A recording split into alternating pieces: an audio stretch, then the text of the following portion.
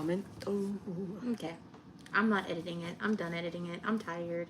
Fuck the editing. Yeah. All right. We're going to do an interesting episode.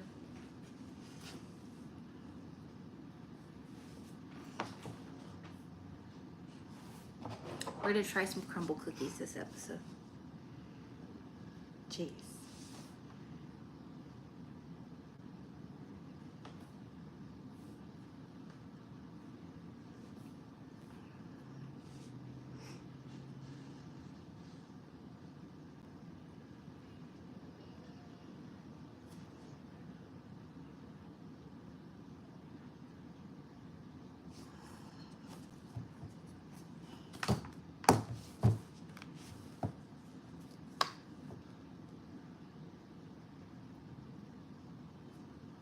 Is this not flippity flippity?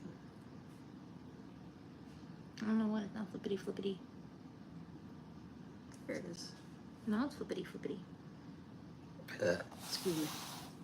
Howdy, ING. Hi. Wow, what does that mean?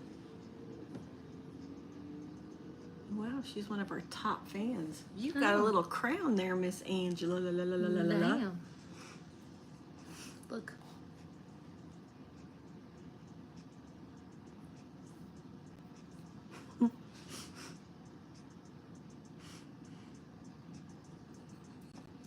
Oh my god.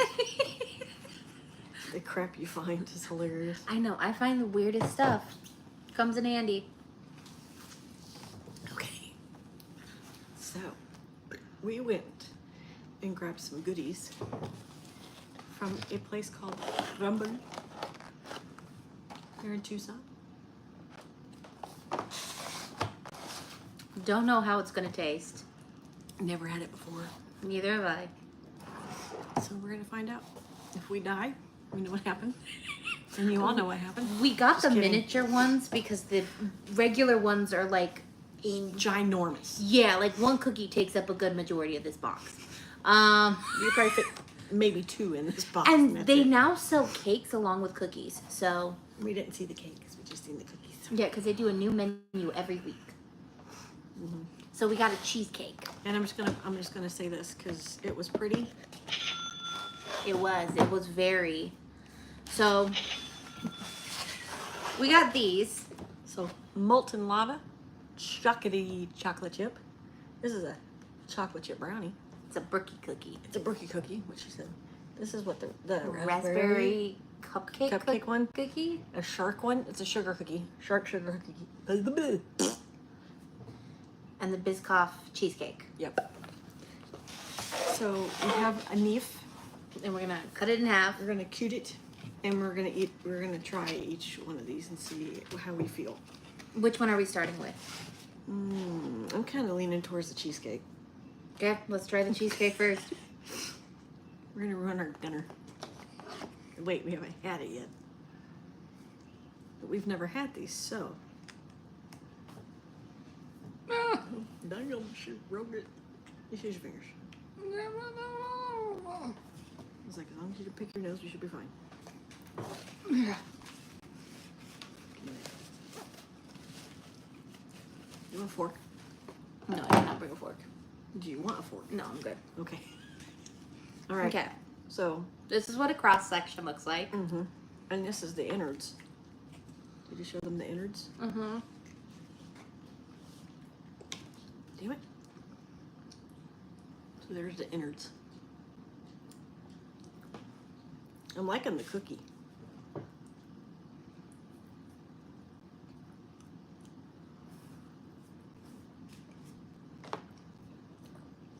It's like I need milk. It is very rich. I was waiting for you to say. It was very thick. Tell. We're smacking. I'm having to like force my tongue to smack. I know. But it's good. Actually, this one's good. It's very rich. It's very much like a, you know what it's like? A cheesecake? A cheesecake. New York cheesecake, because New York cheesecakes are considered more dense. I've never had any New York cheesecake, so I only eat red velvet cheesecake. Hmm.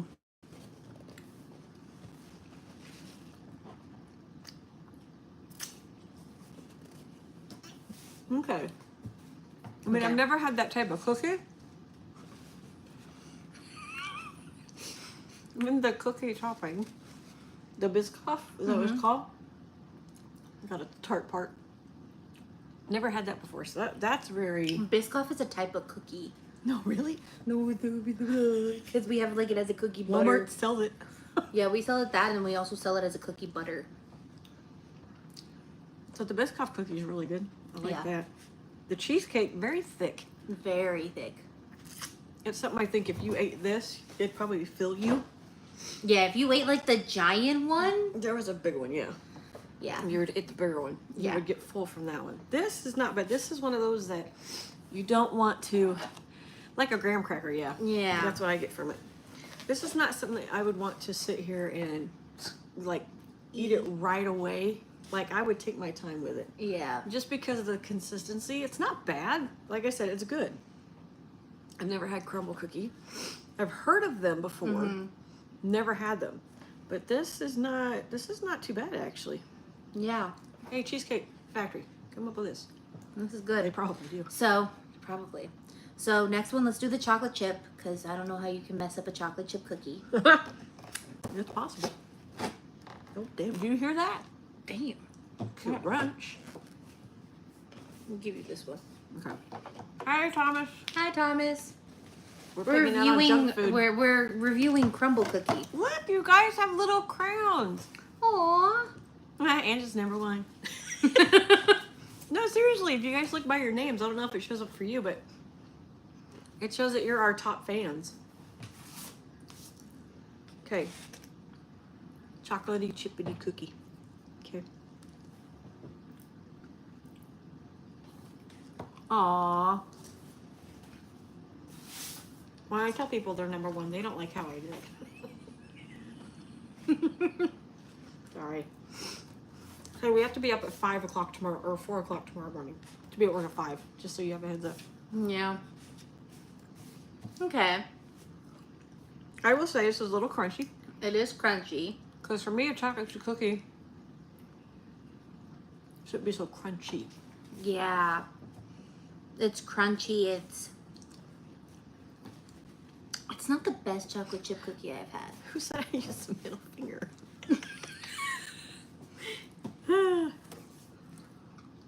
It's not the best chocolate chip cookie I've had. It's like okay. I mean, you can't really mess up a chocolate chip cookie. Fun fact, do you know how chocolate chip cookies were made? Do we want to know? It's a fun little thing. Okay. I forgot her name. But essentially, I forgot the lady who made it, but she wanted to make a chocolate cookie, like an all chocolate cookie, but she didn't have any of the melting chocolate. So she thought if I put chocolate chips in the cookie, Introducing Willow, everybody. Give her a minute. Willow's coming in, that she thought if she put the chocolate There chips, she is. chocolate chips in the cookie, they'll melt and they'll evenly disperse and you would get chocolate cookies. They did not melt in the way that she planned them, and instead she made chocolate chip cookies. Nice. Willow butt. Yep. We got Willow butt. Yeah, this is, Oh, excuse you. yeah. Thomas, Willow, and Angela say hello. I mean, Willow, Thomas, and Angela say hi. God, it's the cookies. Yeah, it's not the best. Okay, It's so, like, I would say yeah, the yeah. chocolate chip one not that great. I'm gonna go back to the Biscoff is number one. Right now, Biscoff number one. Which one do we want to do next? This is sugar. All right, let's do the sugar. Let's do the shark. No. What are you doing over there, ma'am? Stop trying to get into the napkin. You can't have this stuff. This is And I clean, diabetes for people. and I clean the cookie every time so we don't get any hints of She any other. She cleans the cookie. The knife. She meant the knife, yeah. Okay, it comes with the shark gummy, so I'm gonna try to get the shark gummy in. You got the head, didn't you? Yeah, I did get the head. You got the butt. Give him the butt. I lost my butt. You got the butt like Willow's butt. Damn it, don't want to stay on. Somebody grab my butt. It was gonna fall. Okay. Make it stick. You ready to try this? Okay. Hold on, man. I still got Biscoff in my teeth. Do you need to drink some water to get the Biscoff out of your mouth? No, I'm alright. I'll survive. Okay, so from the inside, the cross section, it looks a little. Are you helping us look, Willa? Yeah, a little raw. But like sometimes good sugar cookies are a little raw in the middle. Yeah, I know I dropped it.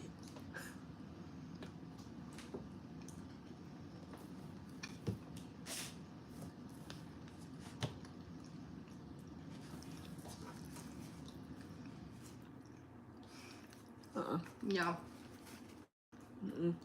Too sweet. I know, it's a sugar cookie. All I'm getting is the gummy. That's all that's left in my mouth. Nope. I'd have to say not getting that one again. That's too sweet for me. Too. It's literally causing the back of my jaw. I can't spit nothing out because they're gone. All I have is the damn tail. Yeah, that's a no. I don't like how chewy it is. I need water. Michelle, this is not going well. Not. Oh, wait. What was the taste of the shark? Very bitter. You got a bitter taste? I got a bitter taste from the shark's butt. I don't know if the bitterness was from the gummy. I think the bitterness is from no, Willow. This is diabetes. Yes. I think the bitterness is from the actual cookie. I think like No, mine is from the gummy. I don't know. It tasted off. It tasted too. For me, I like sweets, but This was that's too sweet. too sweet, and then it's also really chewy. I don't like the We're sorry, chewiness of Crumble, it. that we're being so mean. Yeah, I don't like the fact that it's too chewy. I'm probably gonna take a couple of these to get that out of my mouth. I'm gonna have to say the second place is gonna be the chocolate chip cookie above the sugar. Yeah, the chocolate chip goes above the I sugar. can't do that. Yeah, but they have, and throw this out there too. They don't just have these. They have like, it's a weekly thing, right? It is a weekly thing, so every week they come out with different cookies. Their chocolate chip, they keep between a double chocolate chip and a regular chocolate chip. But every week is something new. They had an Aloha pie. We couldn't get the Aloha pie because the Aloha pie had walnuts in it. You're allergic to walnuts. Yeah, I'm allergic to it. And I don't like walnuts, so we're safe. And I think that was pretty much it. Was there another flavor? Excuse me. Oh, here we go. Ooh, oh. Taste of what I had for lunch. Pot pie. Aloha pie, and then yeah, so it was the Berkey cookie, the sugar shark cookie, the molten lava cookie, the Aloha pie, the raspberry cupcake cookie, the Biscoff cookie, and the milk chocolate chip cookie. Right now, the Biscoff is still... It's The best one so far. Uh-huh. Okay, which one are we going next? Let's try molten. Let's try the molten lava. Probably chocolate in the middle. My teeth are gonna hate me tomorrow. Okay, so it's not all molten-y. It's not leaking. Boo. Susie, molten. Okay. Ready to bite in the middle? Yeah. Okay.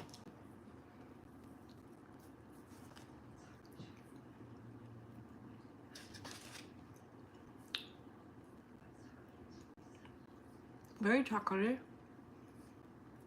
I can taste the cookie dough. It's very chocolatey.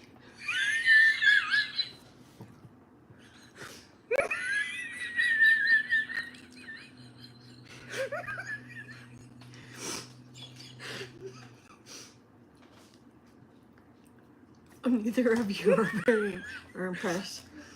Again, we've never had it, so being the first time having it, I'm not impressed. And the amount of people I've seen hype this stuff up.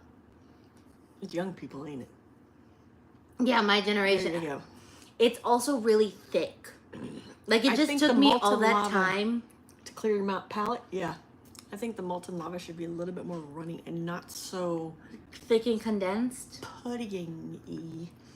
Yeah, because also I mean, I don't think it cooked the actual cookie itself. Like the all outside the way. of it, yeah, see, the outside is good and hard. Not like you can't eat it hard. But like Hard. the the inside. Dirty dough is better? Do I we don't want to know. know what that means? Because like the outside of the cookie is fine. It's just where you have the filling. Like again, I think It's I too bit thick. through. I bit through. See, those are just wrong names to have for cookies. Dirty dough. I just ate the chocolate cookie by itself, and it is way too chocolatey. Way too chocolatey. Have you ever heard of cookie plug? I have heard of cookie plug. I have also heard of dirty cookie. I have not. That's just sounds like food But porn. like, if you look at the like cross section, and like I got rid of all the pudding, right? Because I think I got the least amount of pudding in mine. It still kind of looks undercooked in the middle, and I don't like that about it. Like, don't get me wrong, you can do it, but you have to do it right. Yeah. And this was not done right. The Biscoff's still up there. And I ate the last of my Biscoff. Okay. Which one are we doing next? Are we doing the brookie or the raspberry cupcake? I'm afraid. Let's do the brookie. Let's figure this stuff out. See, the dough on this one sounds a little bit, it sounds much better. Yeah. It sounds more done. So, innards. Obviously, half brownie, half cookie. Okay. I'm never going to want cookies again.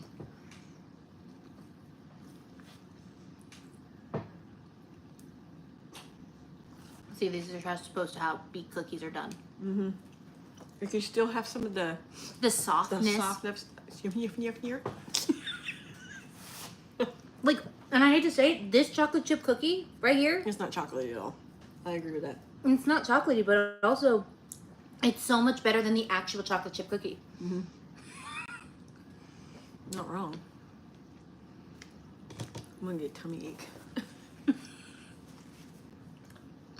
This one is number 2 for me. It's outbeating the other one. Mm-hmm. We have a graveyard pile over here. We have a graveyard pile of cookies we can't finish. Dude, that sugar cookie, that's just too, that is a little too doughy for me. Too doughy, and then the molten lava one is too chocolatey, Chocolatey. too doughy. Too sweet. Too sweet. I wonder if their cakes would taste any different, but their cookies are not hitting. Are you saying that maybe the next one we might have a cake? No, they make mini cakes. Oh, God. Kind of like how they did the mini We're going to be cheesecake. 500 pounds before Christmas. Okay, we got the last one, Dude. which is raspberry Cupcake. cupcake cookie. Which, if you're gonna do a raspberry cupcake, just do a raspberry cupcake. Don't This do. one is so, it's kind of a little doughy, but oh, you can also break it pretty easily too. It still looks a little cookie doughy Mm-hmm. for me.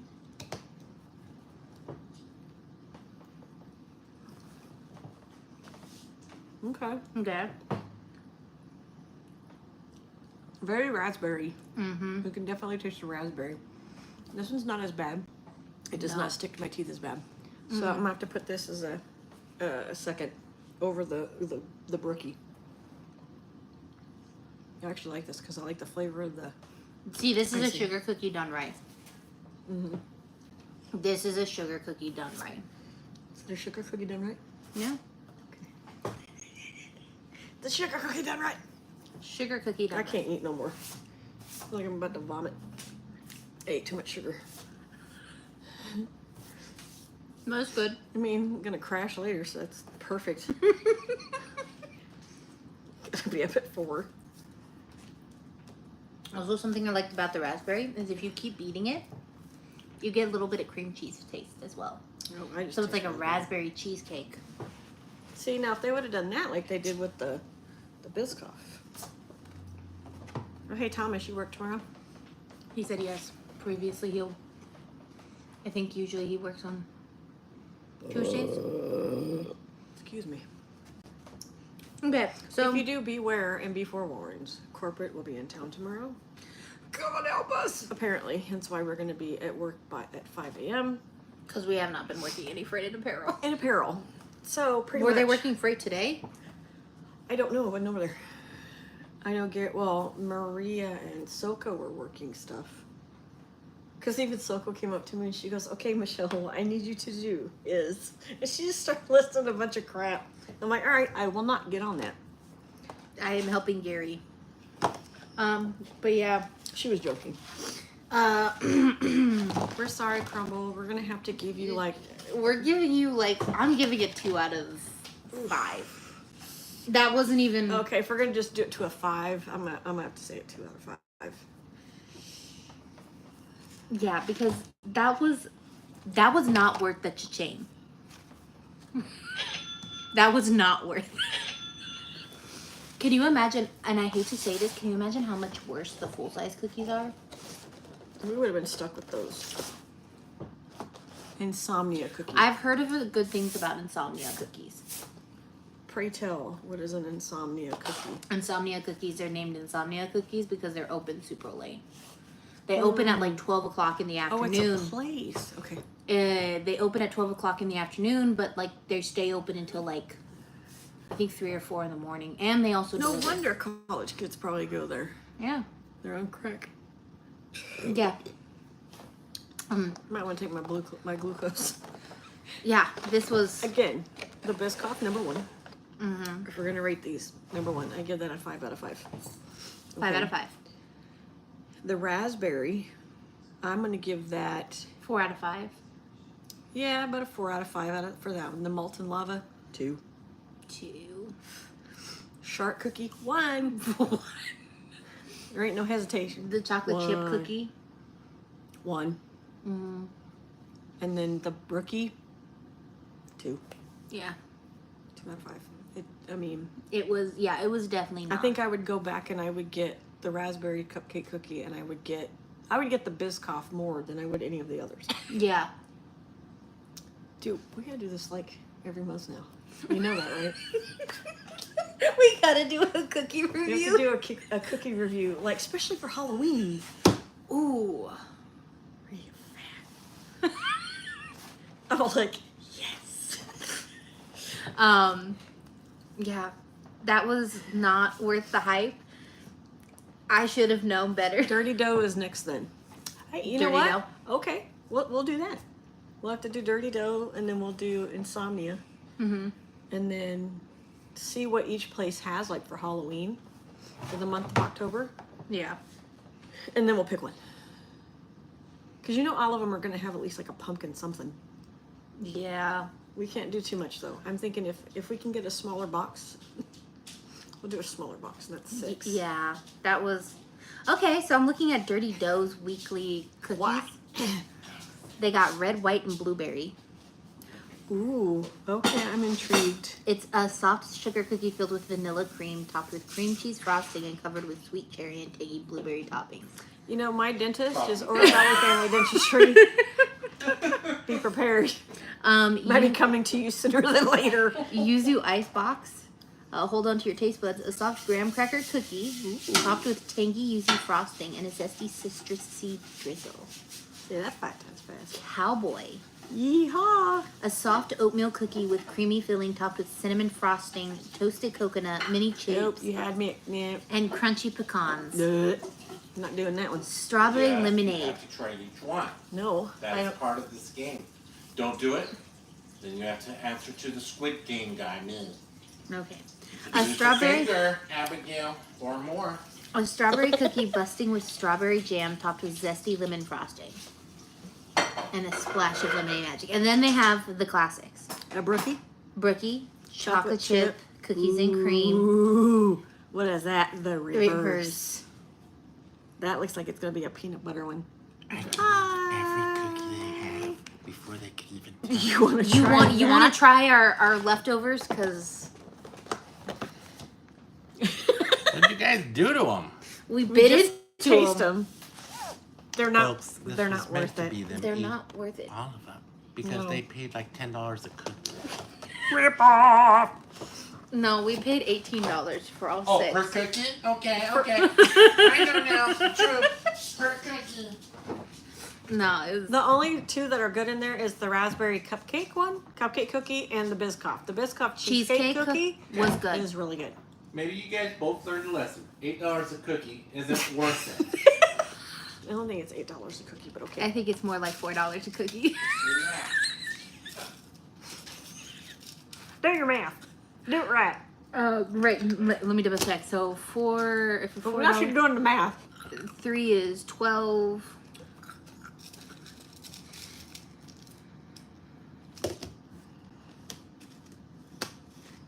Okay, so you buy 4 cookies for $4 a piece, you get 1.5 for free.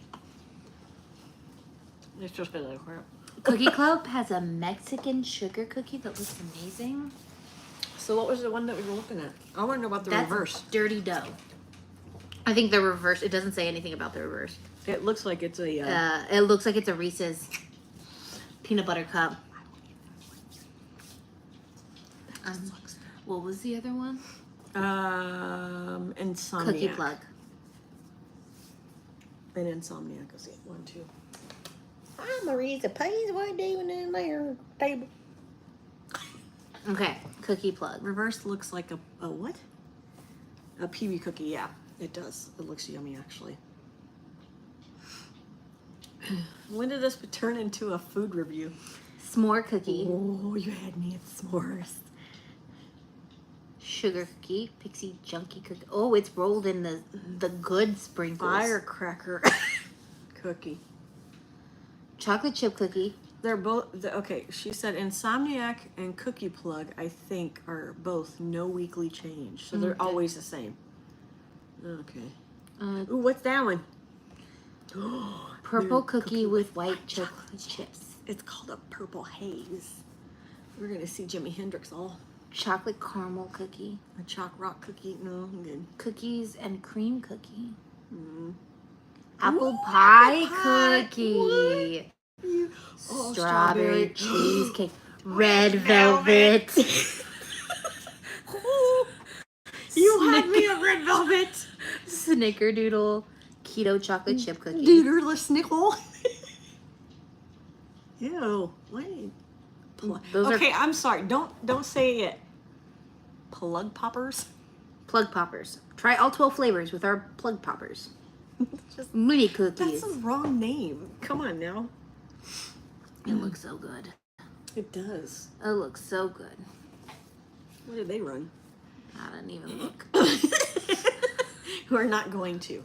And then insomnia cookie. I think something like this is gonna have to be an every once in a while thing. Yeah. But because of the holidays and whatnot, we have to.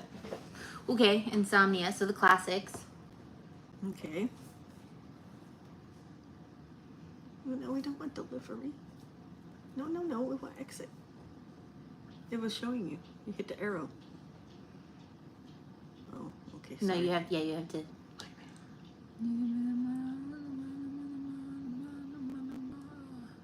Oh my goodness. Sorry, excuse me. Apple pie filled classic. So for you, apple pie filled peach cobbler, Ooh, okay, that sounds yummy. firecracker classic. Yep. They got also whoa. hot What was that? ice cream in a cup. Okay. Hot fudge sundae. Filled too. Yeah. It's The filled. That's all they boxes. have. No, cookies. Oh. Classic cookies. Okay. Apple pie, peach, cracker. Megan sugar sleigh, Okay. Hot fudge. chocolate chunk, Double chocolate chunk. Double chocolate mint. mint. Ooh, chocolate mint. Oatmeal raisin. Peanut butter chip. Snickerdoodle. Doodle the snickle. Sugar. White White tree. chocolate macadamia nut. Vegan birthday cake. Vegan double chocolate chunk. Gluten-free chocolate chips. Chocolate chip brownie. Chocolate chunk brookie. Almost didn't say that right. Deluxe cookies. Chocolate peanut butter cup. Confetti. Oatmeal. Oatmeal. Well, I can't eat that one. Ooh, s'mores. salted caramel, I like salted triple caramel. chocolate. And then they got Ice cream. cream. We all scheme for ice cream. Witches. A cookie witch. Oh, It's Megan's cookie looks witch. good. And then I got a cookie cake. Mm-mm. Okay. All right. Let's get around Reel's business. Reel's business. Let's get down to Reel's business. Okay, let's get down to Reel's business. We're gonna learn the about the kidnapping of Barbara Jane Mackle. So I want red velvet. I love anything red velvet cheesecake, red velvet cookies, red velvet yogurt, red velvet cake. Cake. Yeah, anything red velvet is she loves. Why are you making nuffies? Oh yeah. Mm. Like my farts, huh? So we're gonna talk about the kidnapping of Barbara Jane Mackle. I don't know why I kept saying Barbara Jane. Mackerel? Like fish? Ha ha ha ha ha ha ha Hardy her. ha ha ha. And pumpkin too. Not Ooh. pumpkin spice. Oh man, you could have just left it pumpkin, and not even have to come in not pumpkin spice. This one's obsessed with pumpkin spice. I I'm a little less love- obsessed with pumpkin spice and more obsessed with Halloween. Anything Halloween based. You give me a spooky cookie? That be pumpkin. No. Pumpkin No. is Halloween. Pumpkin may be Halloween, but it doesn't necessarily make it spooky.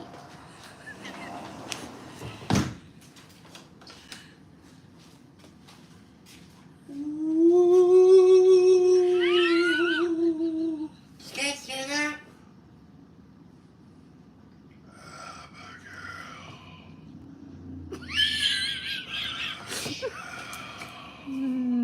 Did you guys hear that? John. What? Hi. You don't hear that? I hear nothing. Does it hear this? I'm running. Help me! Help me! Ow! Ow! Need a spray bottle. No, don't do it. Oh.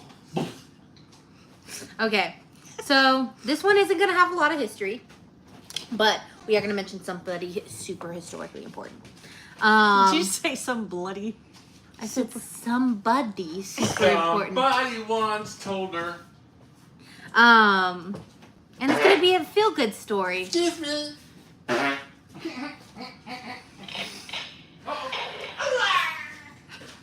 So, John be gone because spray. we're going to do a feel-good story after the trauma of listening to Fred and Rose West. Yeah, I forgot about that one altogether.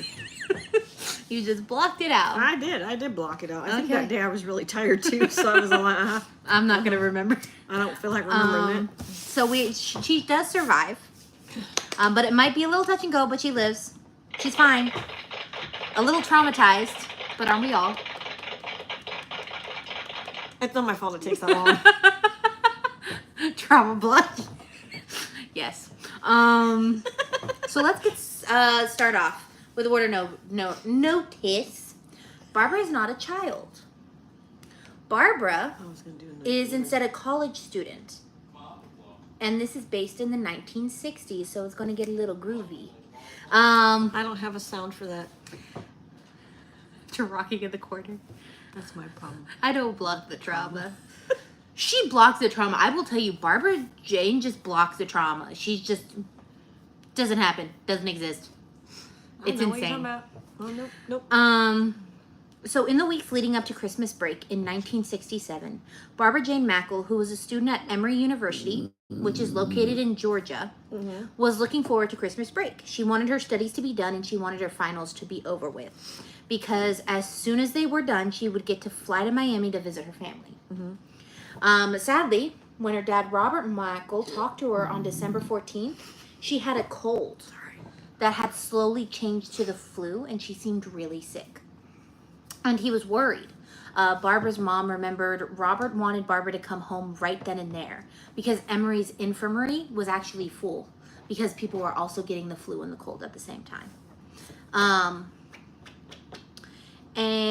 But Barbara wanted to finish her classes and she wanted to take her exam. She didn't want to wait.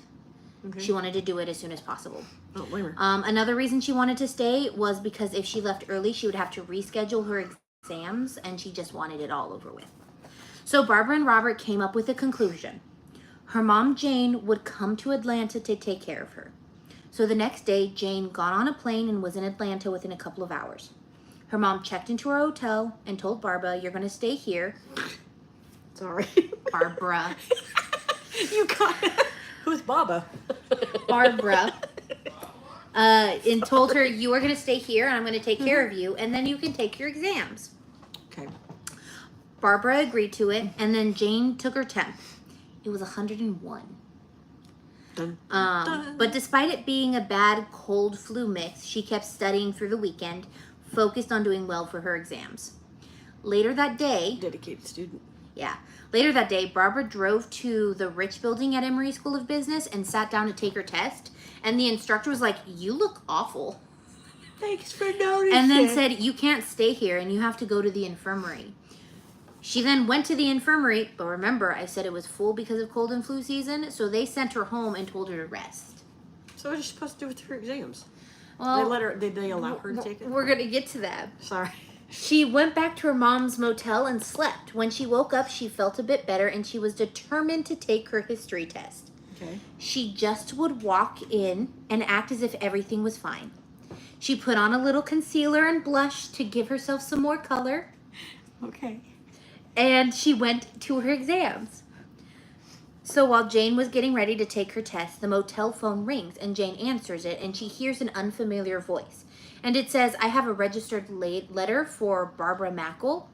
Now Jane thought this might be some of Jane's notes because a boy from her class had borrowed her class notes and never gave them back. How dare he? Rude. But I will say Jane didn't think of the fact that only a few people knew that Barbara was staying there with Jane. So when Barbara came home, Jane told her that someone had returned her notes, and she told her mom it was too late to get them and that the letters should be brought to the dorm tomorrow. Jane told the caller this, and nothing happens. The next day, Barbara's best friend, Stuart Woodward, spent most of the afternoon with her at the motel studying for her last test. And after that, he went to her dorm to see if the notes were there because she needed them, and he was going to bring them to her. When he got to the dorm, he sees a red notebook sitting on her desk, and he's like, "Oh, good." But there was no sign that it was ever in the mail. Huh. But Stuart didn't think about that, and he drove back to the hotel, the roadway, and spent the rest of the evening studying until 10 p.m. As he left, he jokingly said, "Don't talk to any strange men," and then closed the door behind him. And again, he made that joke because of the phone call they had gotten. So he's like, "Don't talk to strange men." Okay. So it's 10 o'clock. Barbara's still sick, and she's like, "I'm tired, I'm going to sleep." Jane agreed and also got ready for bed. Jane was woken up a few hours later because of Barbara's breathing. It sounded really congested, and she asked Barbara, "Are you awake?" And Barbara said, "Yes, I can't sleep. My head is so stopped up." So Jane got up and looked out the window to look at the parking lot, and it was still dark. And when she saw it was 3 a.m., she went, "It's too early to be up," and she went back to bed. Jane had started to drift in and out of consciousness at this point when she heard a knock on the door. And it startled her. Don't talk to me. She was like, "Who's there?" And it was difficult for her to hear the response from the man on the other side. Jane thought she heard the man say he was a police officer or a detective.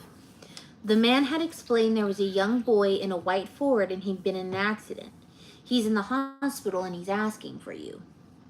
The police didn't seem to know the boy's name, but remember, Jane was still half asleep, so she wasn't thinking straight, and she thought it was John Stewart, and she said, "Is his name Stewart?" And the man said, yes, it is.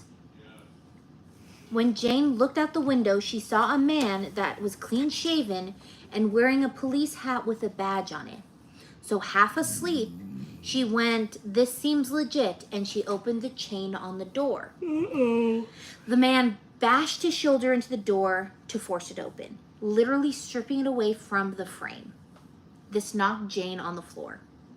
Another figure appeared behind him. The other person was small and described as small and slender. And Jen said it could have been a boy between 12 and 13.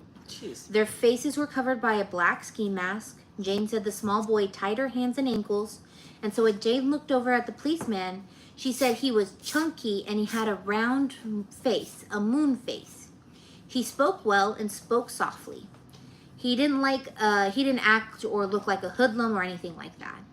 Jane thought they were there to rob them, and she said, take anything you want in the room, but don't hurt me and my daughter. Also, can we please talk about the fact that she was like, he has a moon face? I mean, you would think she would sit there and when somebody breaks into your house, you do this. Again, half asleep. Well, we're going to get to that. We're going to get to how insane this gets. Seconds later, she felt a wet rag on her face and her vision got blurry, and the rag was actually covering her eyes.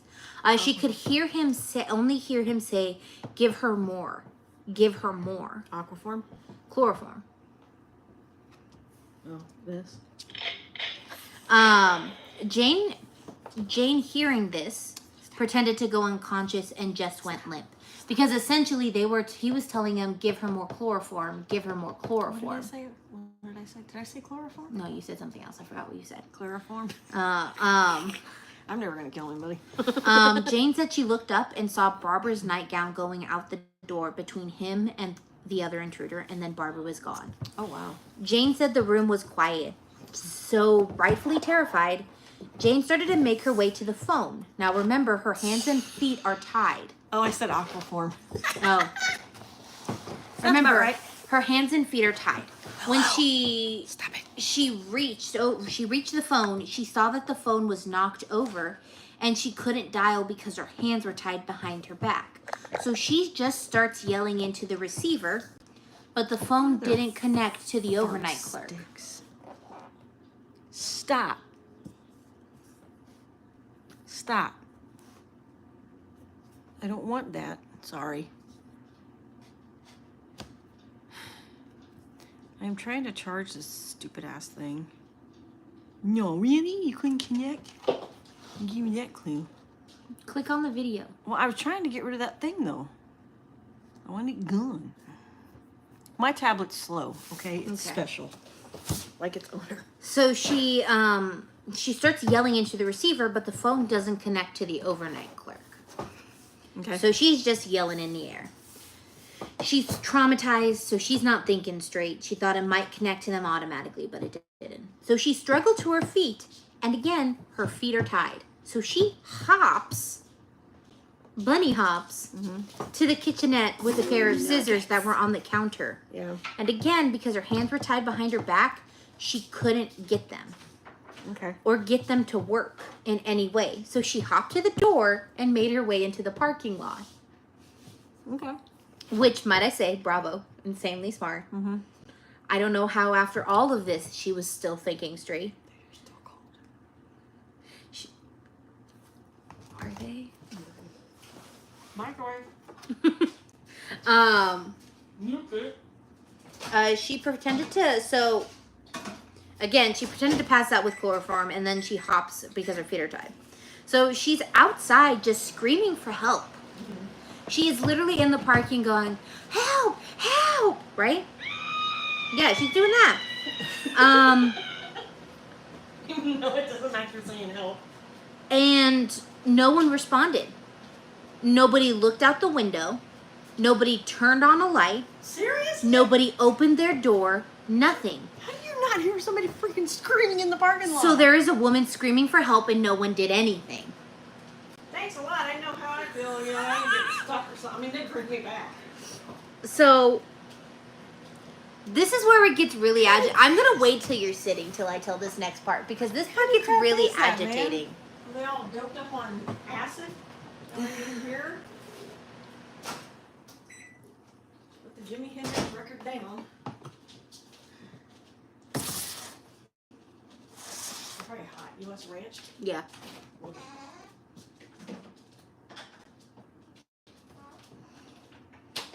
Sorry, guys. Sorry. We were not hungry for sugar. We need something the opposite of sugar. Mm-hmm. We need sustenance. It's, I think, in the dishwasher. Or you can use the... Hi, Mulan. If you can't see, Mulan is here, vibing in the window. And Tataru is lying on the couch in the middle. No. It's right there. She's by a window. Willow's laying on the floor. Ranch is served. All right. So this lady then goes, so since no one was coming to help her, she was like, fine, I'm gonna help myself. So she starts hopping to her car, and she actually fell 2 or 3 times while hopping to the car, so she got cuts and bruises all over herself. Yeah. She managed to get into her car, and she sat in the front seat, put her chin on the horn of her vehicle, and let loose. Wow. It took a minute before anyone responded. I mean, they didn't help her while she was screaming. So a lady that was in the room next to them, we didn't hear anything at all when he broke down the door. The lady, after opening her door to see what was going on, called the front desk and said there's another crackpot on the loose. So the night clerk, Walter Perkins, stepped out into the lot and shouted at Jane, "Hey lady, shut up, you'll wake the other guests." That's the fucking point. So Jane lifts her head and was like, "Asshat, I'm tied up, come help me." Asshat. She must have watched Supernatural. So No, that's ass butt. Never mind. he walks closer, sees duct tape hanging from her mouth, and he was like, "What happened?" And she said, "They robbed us and kidnapped my daughter."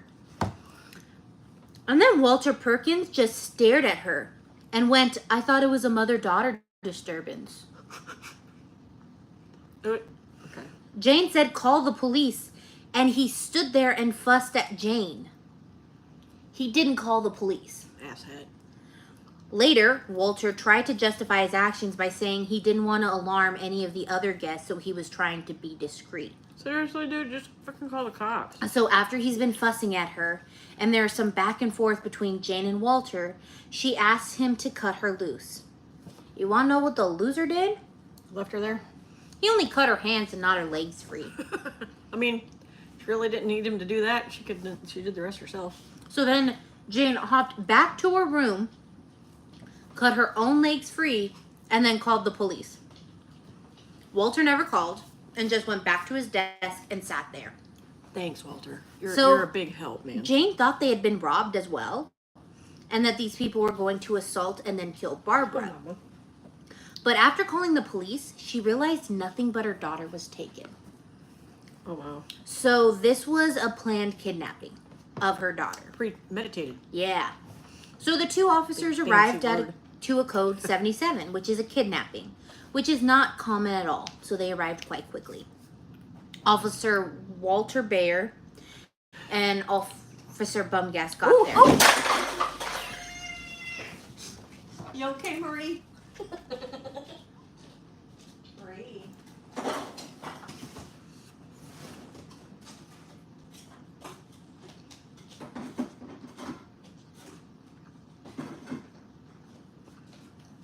Oh, hey, anybody want a cat? What do you mean? Paul is trying to get somebody. There's a cat that keeps showing up to his apartment door. He's a beautiful black and white cat. It kind of looks like Marie, but he's young. But we need to find somebody to give the cat a home. He was going to try to take it to Strickland or somewhere, but nobody was answering or calling him back. So she realized nothing but her doctor. So the officers arrived. I'm done. And Jane was surprised by how quick they arrived. And the officers noted how upset she was and how terribly disturbed she was. And it was difficult to understand Jane. And all they knew was that there was a kidnapping. The officers thought originally it was a sexual abduction because why would a man and teenage boy kidnap a girl? No, I don't know. The officers weren't taking her seriously like Walter Perkins, and she was getting rightfully upset. Rightfully so. Jane tried explaining that Barbara was a co-ed at Emory, and she was a very nice girl. Sorry. To which one of the officers responded, a coed at Emory, and a nice girl, as if those two could coexist together. So to sum it up, she tells the officer of the story she had been chloroformed, her daughter had been taken from her bed, and she was tied up. And then the police went, oh, that she was a college student. Oh, your daughter's a whore. That's what he was trying to say. There's some fighting words, Mr. Officer. So at this time, Jane also called Stuart Whitward because she needed a familiar face. And he came and he sat with her and he waited with her until her husband arrived. And her husband is flying in from Miami. So it was going to be in a little bit. Now, Stuart wasn't there when this kidnapping happened, but he tried to help answer any police questions. Mm-hmm. But the police were really hesitant. No. They actually thought it was Stuart that kidnapped her. But Jane was like, no, he's a friend. But the police then wrote Stuart was her boyfriend. And when Jane said to him, no, he's just a really good friend, the police told to them, girls and guys can't just be friends. Are you romantically involved? Apparently not. That's probably why you're single and eating donuts.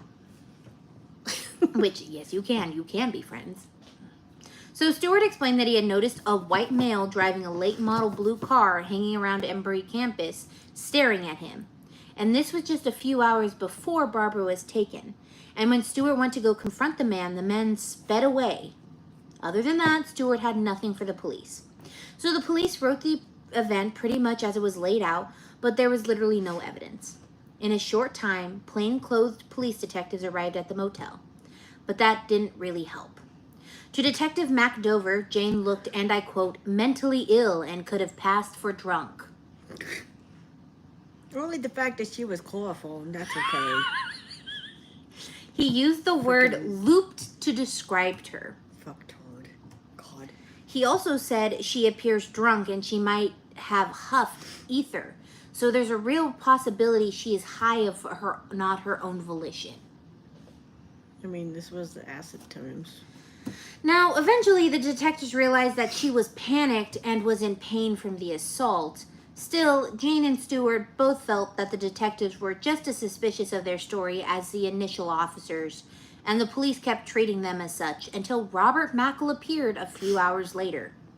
Now, since the kidnapping of the Lindenberg baby in 1932, kidnapping became a federal crime in the U.S., and that would mean the jurisdiction would fall to the FBI.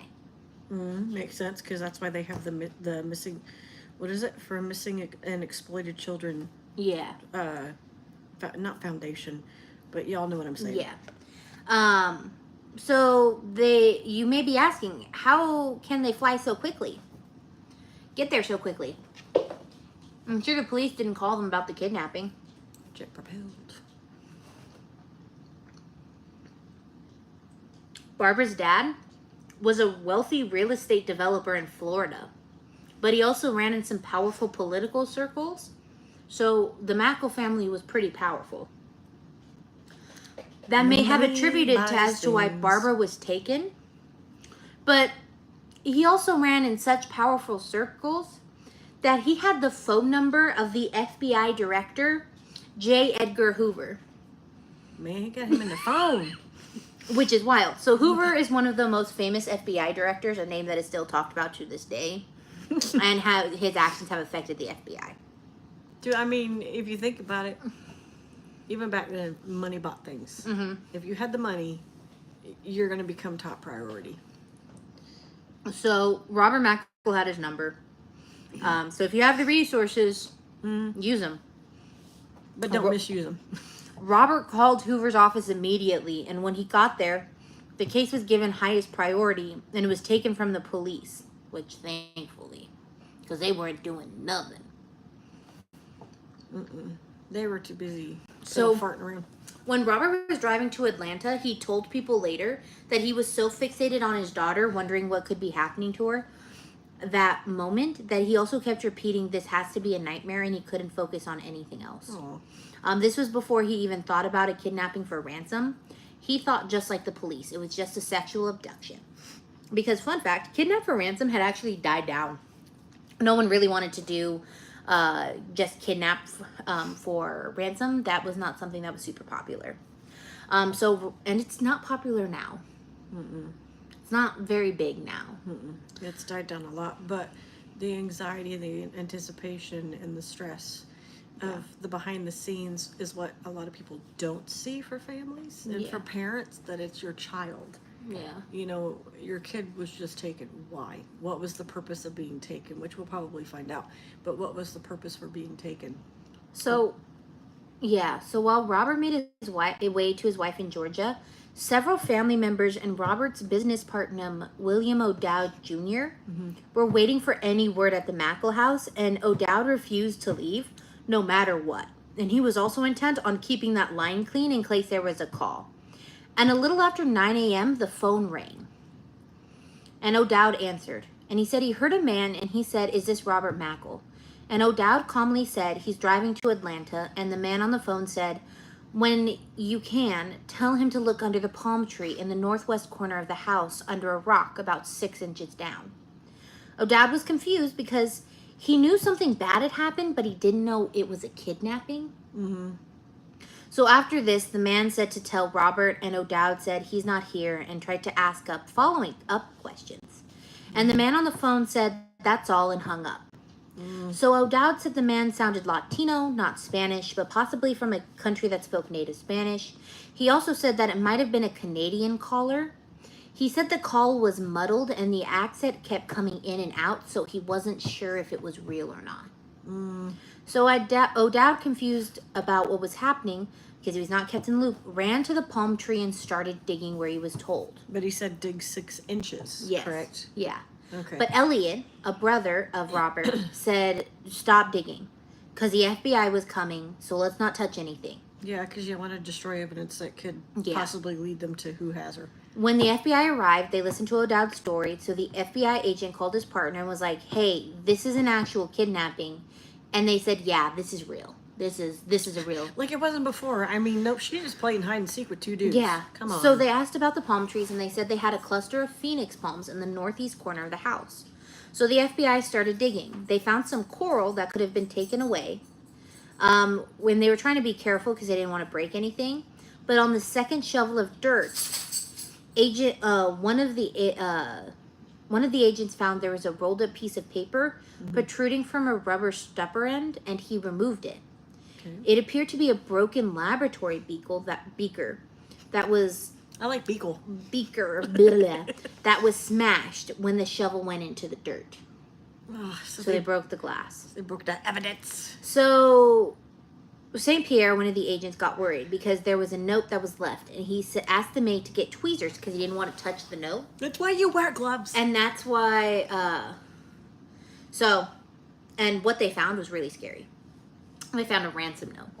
And the note said, "Robert Mackle, sir, your daughter has been kidnapped by us, and now we hold her for ransom. She is quite safe, if somewhat uncomfortable.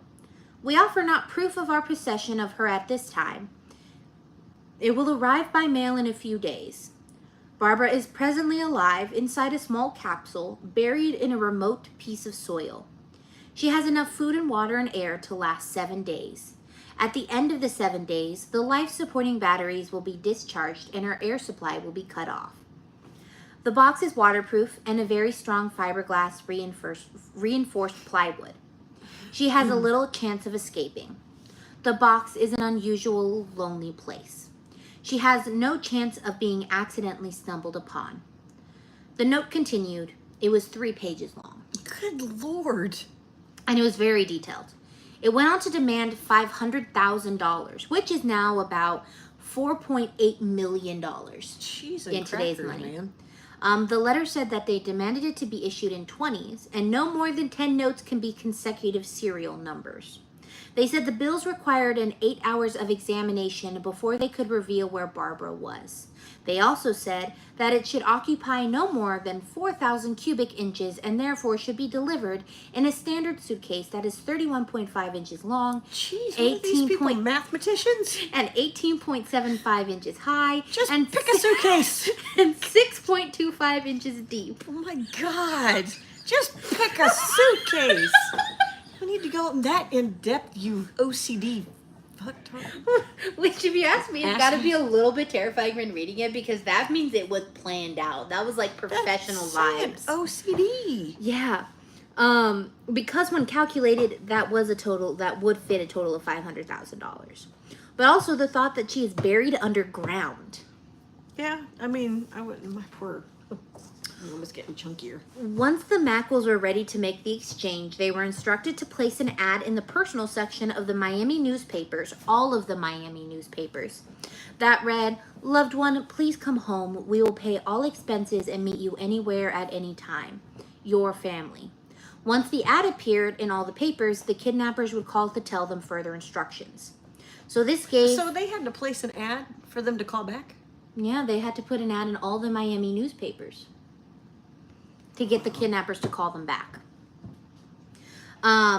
So it gave the notice that these kidnappers were not dumb, they were really smart, and the note in the backyard meant this was not an impulsive, like, ransom, it was a highly planned out one. So because her parents or her dad is rich. Yeah. Her parents are rich, that's why they went after her. Yeah. Once again, they calculated how much money they would fit in the new suitcase. So the news of the... No, get into detail on the Yeah. size. Yeah. God. So the news of a millionaire's daughter being kidnapped made headlines all across the country. But because the FBI was so close to the family, they didn't say nothing. And the reporters couldn't even get to the family. Good. All the FBI gave to the news was a statement from the family. "We just need peace and quiet. We're getting them away from the motel." So Barbara's friends and classmates were also very protective of the family in the situation. So when the reporters couldn't get information from the family or police, they went to Emory campus and searched for leads, and they mostly came up empty. One student actually told a reporter from the Atlanta Constitution, "I'm not going to tell you anything. Fuck off."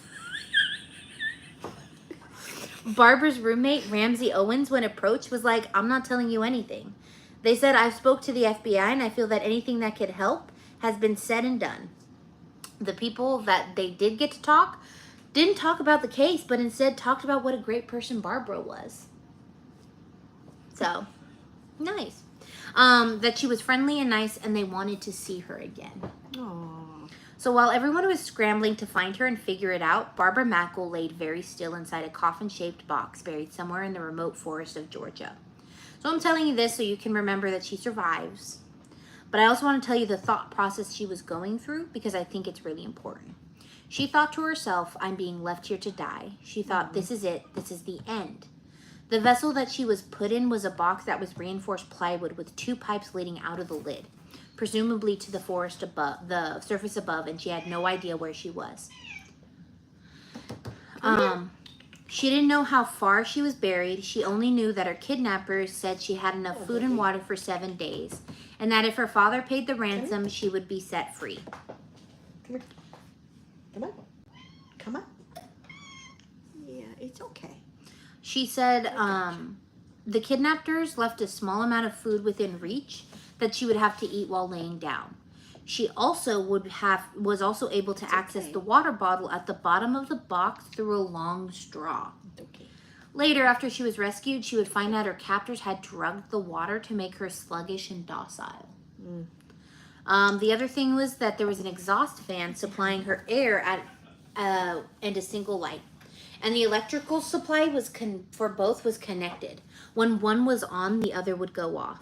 So she said that she laid there panicking because she was having some really dark thoughts. Yeah. She thought about turning on the light and leaving the fan off. And then she would just slowly suffocate because she was like, "Why should I go through this for a week?" She thought to herself that she was strong and a strong lady, and she refused to allow herself to give up. Good for her. She said that she thought of the kidnappers and she thought of him, not her. She kept reminding herself that if he wanted her dead, he would have killed her and not created this torture device. Yep. There was a reason they were keeping her alive. Yep. But I can't imagine thinking like this for a week because that's insane.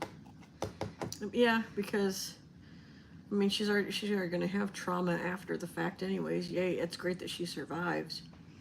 But the fact that you lay there and you're like, "Oh my God, is this person just going to leave me here to die? This is how I'm going to go out at this age." I mean, rightfully so, she's going to think that, which I think anybody would. Barbara later told a reporter, "I can't remember the sequence of events. I can't remember what I was thinking at exact times. I know I started singing after counting. I knew I turned out the light because I didn't want to waste the battery. And she did all she could. Smart.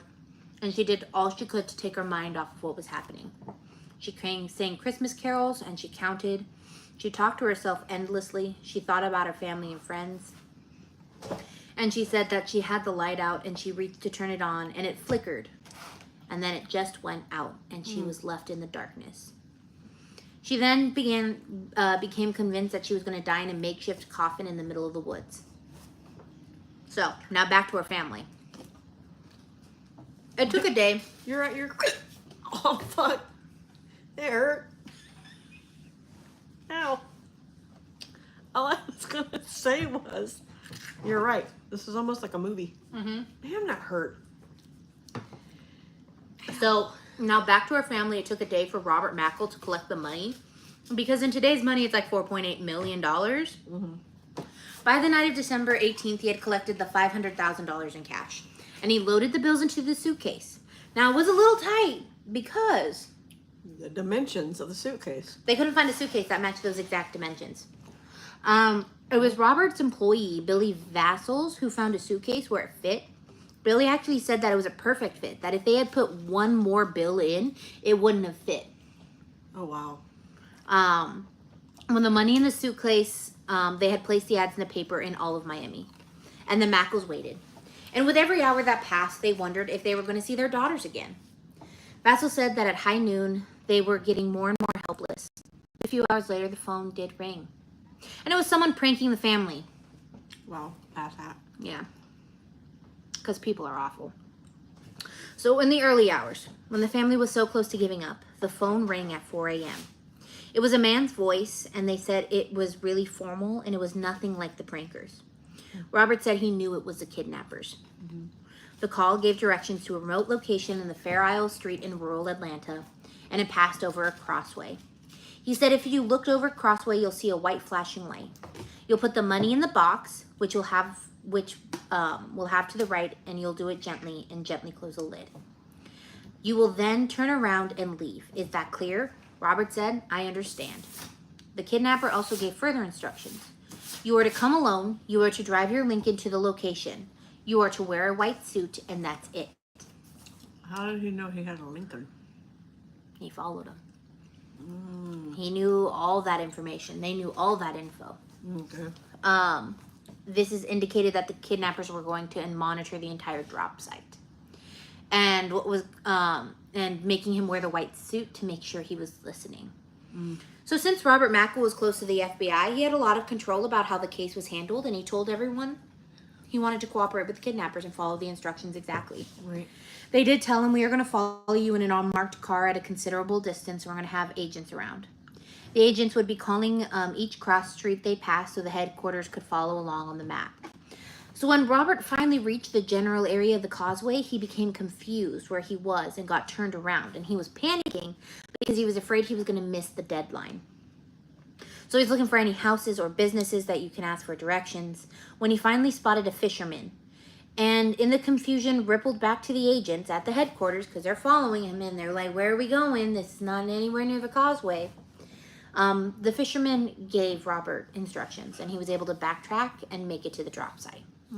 So he found the box and the sun was starting to come up, and as Robert placed his suitcase in the middle of the box and went back to his car and drove away, he was so worried as he was driving away because he was worried he messed up. Less than 30 minutes later, after Robert drove away, 2 police officers, Paul Self and William Sweeney, were patrolling, and they spotted a parked car by the causeway. And this area is super rural, so it was weird to see a car parked there, and they knew it didn't belong. So they went to go check it out. And as they approached, their headlights hit 2 figures emerging from the brush. They appeared to be 2 men, one larger than the other and one carrying a suitcase. Both officers jumped from the car and told them to stop, which caused them to scramble in different directions. Officer Paul Self gave chase on foot, and Sweeney pursued in the car, trying to cut off the other pursuant as he ducked into the backyard of someone's house. The smaller of the 2 escaped in the woods, and the officer focused on the one with the suitcase. By the time they caught up to him, they were scrambling over a tall, chain-linked fence and dropped the suitcase behind him. Realizing they aren't going to catch him, they ended the chase and grabbed the suitcase and went back to the local precinct. So as the FBI agents were listening to the police channels, while they waited for Robert to come back, they caught a brief mention of 2 officers who spotted suspicious activities out by the causeway and pursued the suspects into the woods. That's when the FBI realized they forgot to tell the local precincts they were doing a ransom transfer. Oh, shit. Oopsie. In a statement later that day, Police Chief Charles Price said there was no coordination between us and the family or others. They said that if they had been made aware, they would have never interfered. So when Robert Mackle heard what's going on, he was devastated, and he was certain he wasn't going to get his daughter back. He was certain they had fucked it up. And the FBI refused to make a statement on the botched ransom drop. Yeah. They did release a statement on Robert's behalf, indicating to the kidnappers that what had happened was not fault of the Mackle family. Robert was quoted saying, "It was my desire and wish that everybody leave it alone. I want to do business with them. Please do not harm her." Now, the press release was broadcast day and night on local television and radio stations, hoping the kidnappers would hear it and contact the Mackles. Robert Mackle received another call from the kidnapper, who agreed to give him one final chance to save his daughter. So he's told to take the money to the remote location again, and he's told to take it to another remote location on the outskirts of where they were. He was told to take the money. Okay, so not wanting to botch this exchange, they told the local police departments this time, and everything went to plan.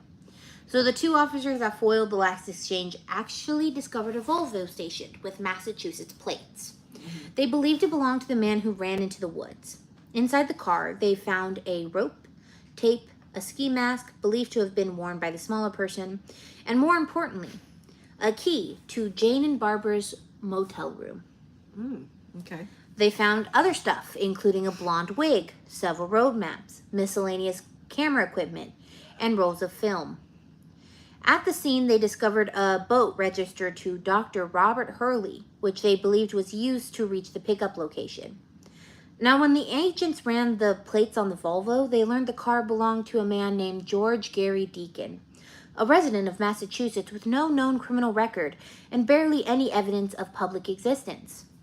Inside the Volvo, they found a stack of Polaroid pictures depicting who they believed to be the kidnappers, George Deacon. It was very provocative photos with an unknown young woman. In one photo, Oh, okay. Deacon was described as nude, heavily bearded, and beefy. Oh, my God. Wow. Okay. Way to go, George. I mean, I don't know. And beefy and fat. That...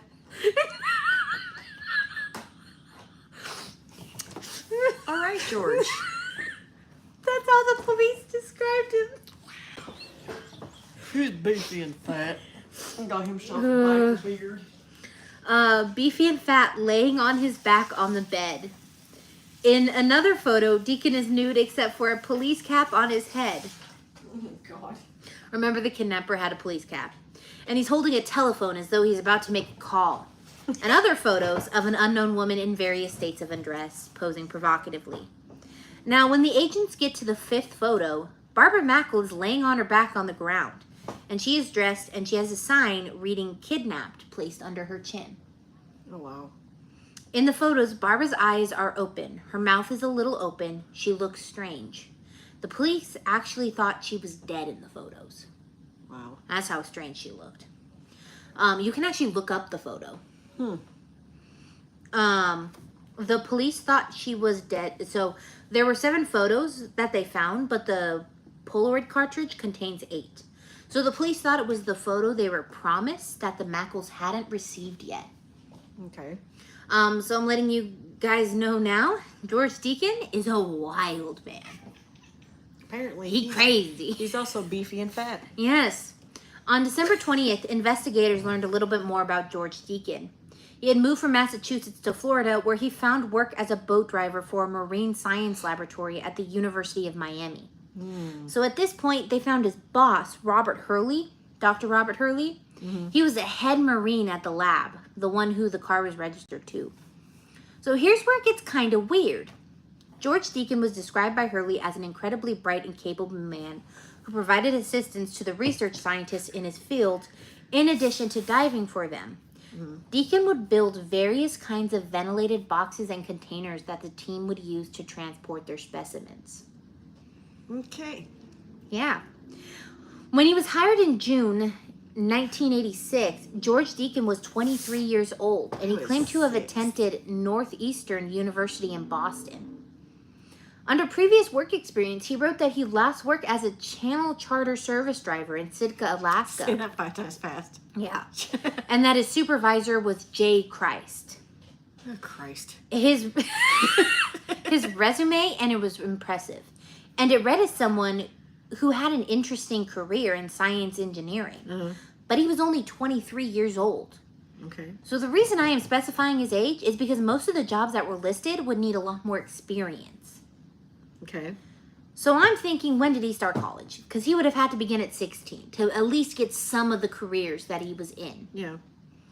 The police asked Dr. Hurley later if he checked on jobs on his resume, and he said, I quote, "Obviously our people didn't study this very carefully."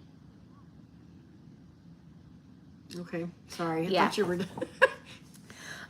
So it looks like he actually got the job because he got a recommendation from a previous coworker at MIT.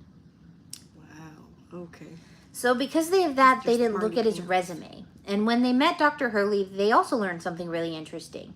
And that was George Deacon had been dating one of the younger research assistants, a graduate student named Ruth Eisman Shear. When he was asked to describe her, he said, "tiny and short." The comment made the FBI think that the second person that they kidnapped her wasn't a teenage boy, but instead was Ruth, He's his girlfriend. because the Mackles had received a call from a young woman. So the police are like, this might be our second person. So the FBI gets the address of George Deacon from the HR of the University of Miami. And that's where they learned his address was listed as All Real Trailer Park in Miami. And so they went to talk to his neighbor. And the neighbor described George Deacon as bright and bitter and an admirer of wealth. According to that same neighbor, Deacon resented living in a trailer park, and he lived there with his wife and 2 kids. Okay. And he had lived there for the past 6 months, but 2 weeks earlier, his wife and kids left. Oh, snap. So December 20th, they started to close in on who the suspects were. And that's when the investigators caught a break. They received a call from a young man who thought he had seen George the night before, saying he had bought a detachable trailer in a local parking lot. When that man read the papers in the morning and he read about the kidnapping, the man was like, that really looks like him. And he was worried that the trailer might be used in the kidnapping, so he called and reported it. Nice. Now, while all this is happening, they're searching his trailer and they're not really finding anything. Most of it was junk, until they found a box that had a bunch of letters addressed to George Deacon, but also a man named Gary Christ. Okay. And when they ran Gary Christ through the system, turns out he had a record. There were several car thefts, and he had been serving time in dual correction institution in Tracy, California until 1966. When he escaped from that prison, quote, under a hail of gunfire that killed his escaped companion. Oh, darn. And then he went on the run. Wow. Now, throughout his criminal career, he had gone by several aliases: Arthur Horowitz, George S. Price, and Dr. Johnson Rarick. And when the police checked his fingerprints in the car to George Deacon's fingerprints, they were actually Gary Christ's fingerprints. So, George Deacon is Gary Christ, and Gary Christ is not a good person. Yeah, apparently. So, If he had a record all the way up to 66 and then just skipping. So let's get back to the case. So Barbara was really smart. She was right. According to everyone involved in the case, they did not intend to kill her. They just wanted the money. So after the second money drop, Gary Christ waited 15 hours and then called FBI headquarters in Georgia and got a secretary. And when she answered the phone, she was like, "Hi, this is the FBI. How may I assist you?" And he's like, "Oh, I want to give you directions on this." And she's like, "Well, let me direct you to an agent." And he goes, I'm so perky. and he's like, "I'm going to give you the instructions right now. You're not directing me to an agent." So this poor secretary then had to take the instructions down. Snappy dude. Dang. So she wrote down the instructions. And then that led to a wooded area in the small city of Norcross, which is 25 miles outside of Atlanta. And he gave her really vague instructions and didn't tell them what they should be looking for. I'm just putting my 2 cents in here, but I think he's enjoying the calls. Because he has control. He's controlling how fast they find Barbara.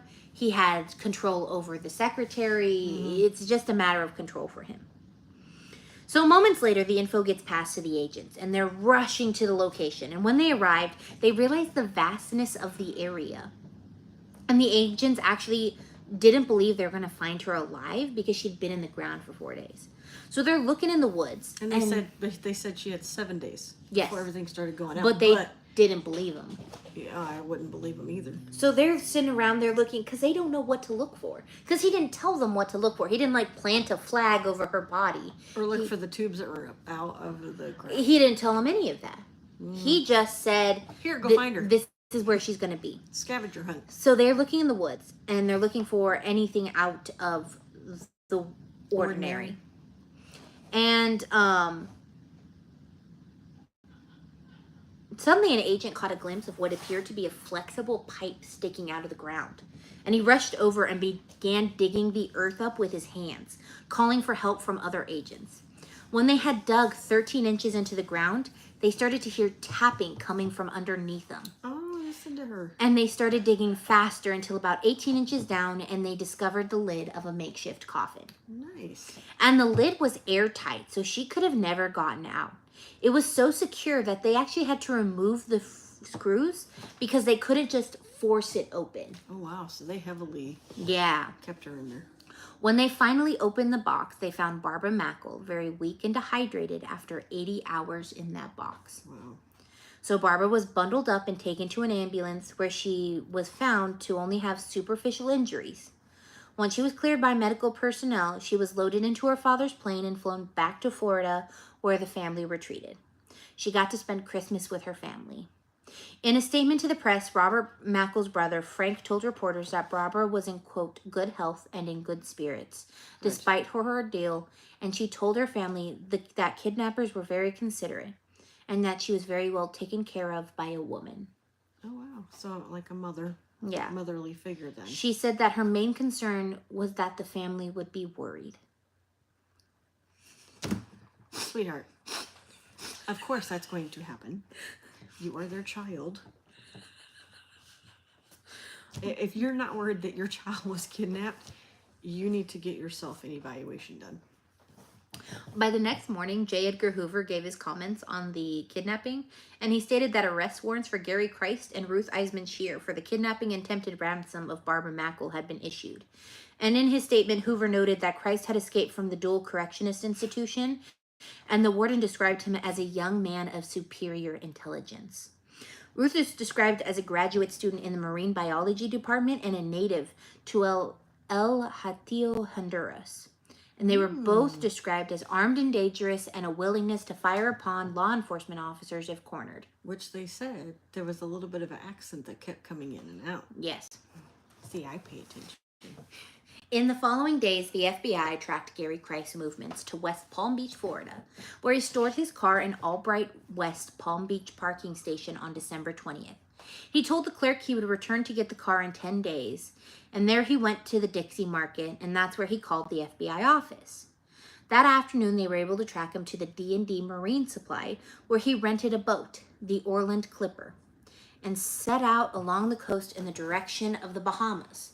So the FBI scrambled to get to him because they were like, he's leaving the country, he's going to go to the Bahamas, he's going to get out of our jurisdiction. But by the time the sun had gone down, and without knowing exactly where he was, there was no way to find him in the dark. So the following morning on December 21st, a Coast Guard plane carrying several FBI agents spotted his boat. It was abandoned on the coast in Fort Myers, and a local FBI helicopter was dispatched on the area. And the area around Hog Island, which is a small alligator-infested island off the southwest coast. Okay. They searched the boat and they didn't find him. They found a duffel bag containing the money, minus the few thousand that Christ had spent. Given that his boat was beached on the island, that meant he should still be on the island. Because he can't swim with the alligators. He was stuck. So they fanned out looking for him. And that's when they found him after a couple of hours. He was just standing around the trees. He was standing in a bunch of trees. He was taken into custody without incident. And after all that had led up to this, it was pretty uneventful. The FBI agent said he was literally just standing in a mangrove and he didn't put up a fight. He was armed with a small gun and about $18,000 of the ransom money. Wow. So 3 months later, Ruth Eiselman Shear was arrested in Oklahoma by the Oklahoma State Bureau of Investigators. Thanks for giving Oklahoma a bad name. A potential employer ran her fingerprints as part of a background check, and it alerted the FBI in Oklahoma. Fun fact, Ruth was on the FBI's most wanted list. She was the first woman to appear on that list. And there have only been 11 women to appear on the FBI's most wanted list. And you had to go to Oklahoma of all places. You couldn't have stayed in Florida? Yeah. Ruth was charged with extortion, and a judge sent her bond to $500,000. It's kind of ironic. That's why I'm laughing. Remember that $500,000 you got? We need that back. At the time of the arrest, it appeared to agents she was actually going to flee the state because she had told friends and families different stories about her taking time off, and she left her roommate 3 spare notes. First off, if you're in Oklahoma, they're going to find you one way or another. A tornado can find a house. They're going to find you. Yeah. Later, some of her friends said that she was actually expected to be arrested. And when asked for a comment on the arrest, Barbra Mackle said, "I think it's a great tribute to the efficiency of the FBI." T-shirt. Oh my God. A great Barbara. tribute to the FBI. Efficiency of the FBI. Whatever. A great efficiency to the FBI. Wow. Make some bumper stickers. By the time Ruth sat down with the FBI on the afternoon of her arrest, she had prepared a statement regarding her relationship with George Deacon. Oh my God. Turns out she didn't even know that wasn't his real name. She just thought it was George Deacon. She didn't know She his name just was liked Gary him Price. because he was beefy and fat.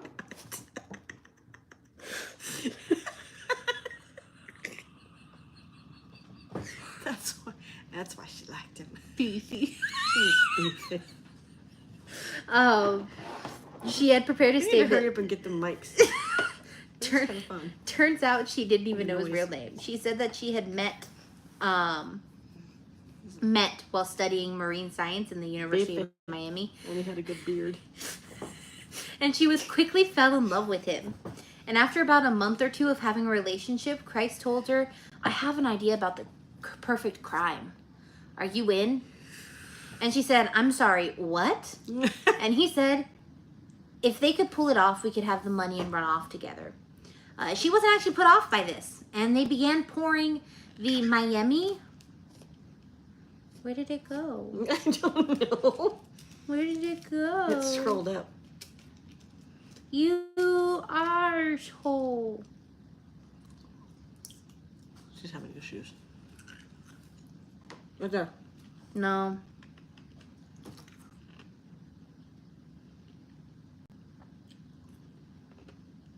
Right there. Yes. Okay, Miami social record, which is how they came across Robert Mackle's name. And they learned he had a daughter. The two planned the kidnapping meticulously for weeks. They had never done this before, but they had planned it really well. Christ also designed the box that they kept Barbara in. And when they were ready, they left Miami for Atlanta, stopping on the way to bury the ransom note they had originally planned to kidnap. Bury the ransom note. And they had originally planned to kidnap Barbara from her dorm room at Emory. But they had learned she had been staying at a motel with her mom. They revised their plan over at lunch at a diner, and they stole the hat of a local police officer in the restaurant. So they found the note in the backyard. Yes. They buried the note in the backyard, drove to Atlanta, realized that she wasn't staying in her dorm where they were originally going to kidnap her from. So they were like, oh, we need to figure out another way to get her mom to open the door at the motel.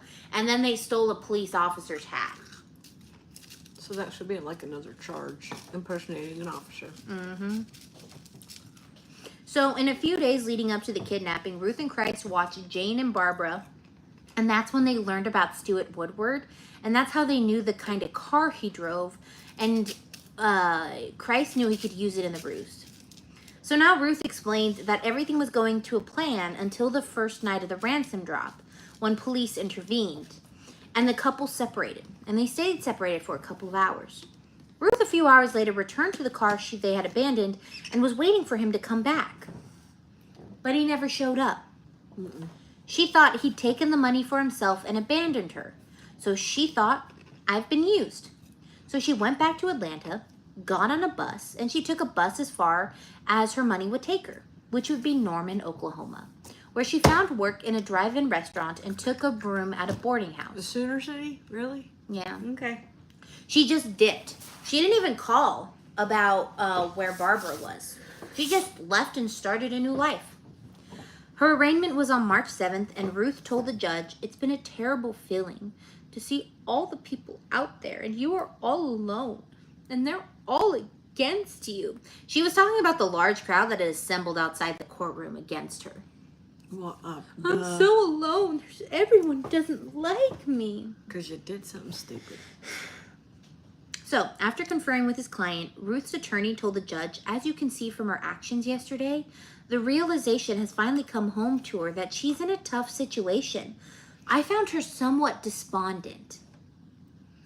Okay. A few days later, Ruth was transferred back to Georgia, where she was charged locally with kidnapping. Her involvement in the case made her a local celebrity, and press kept commenting on her beauty and fashionable attire whenever she appeared in court. Of course. Because that's the most important thing. The thought process was, someone who is as beautiful as her can't be a criminal. You ever seen Bonnie and Clyde? Some people in the news painted her to be a femme. Never mind. What? I was going to say, ever heard of Amber Heard? She lied numerous times. Didn't commit that kind of crime. But, just saying. So the news painted her as a femme fatale because it was compelling. Okay. One article asked if a woman like Ruth, the fetching, hysteria-prone blonde with a knack for attracting males to love and protect her, would be enough to provide the motivation to drive a man to carry out a kidnapping scheme. In fact, the article goes on to say, as a Miami Beach clinical psychologist, and what they have to say, in many instances, the woman is the driving force. And yet, when the crime is committed, she does not bear the responsibility.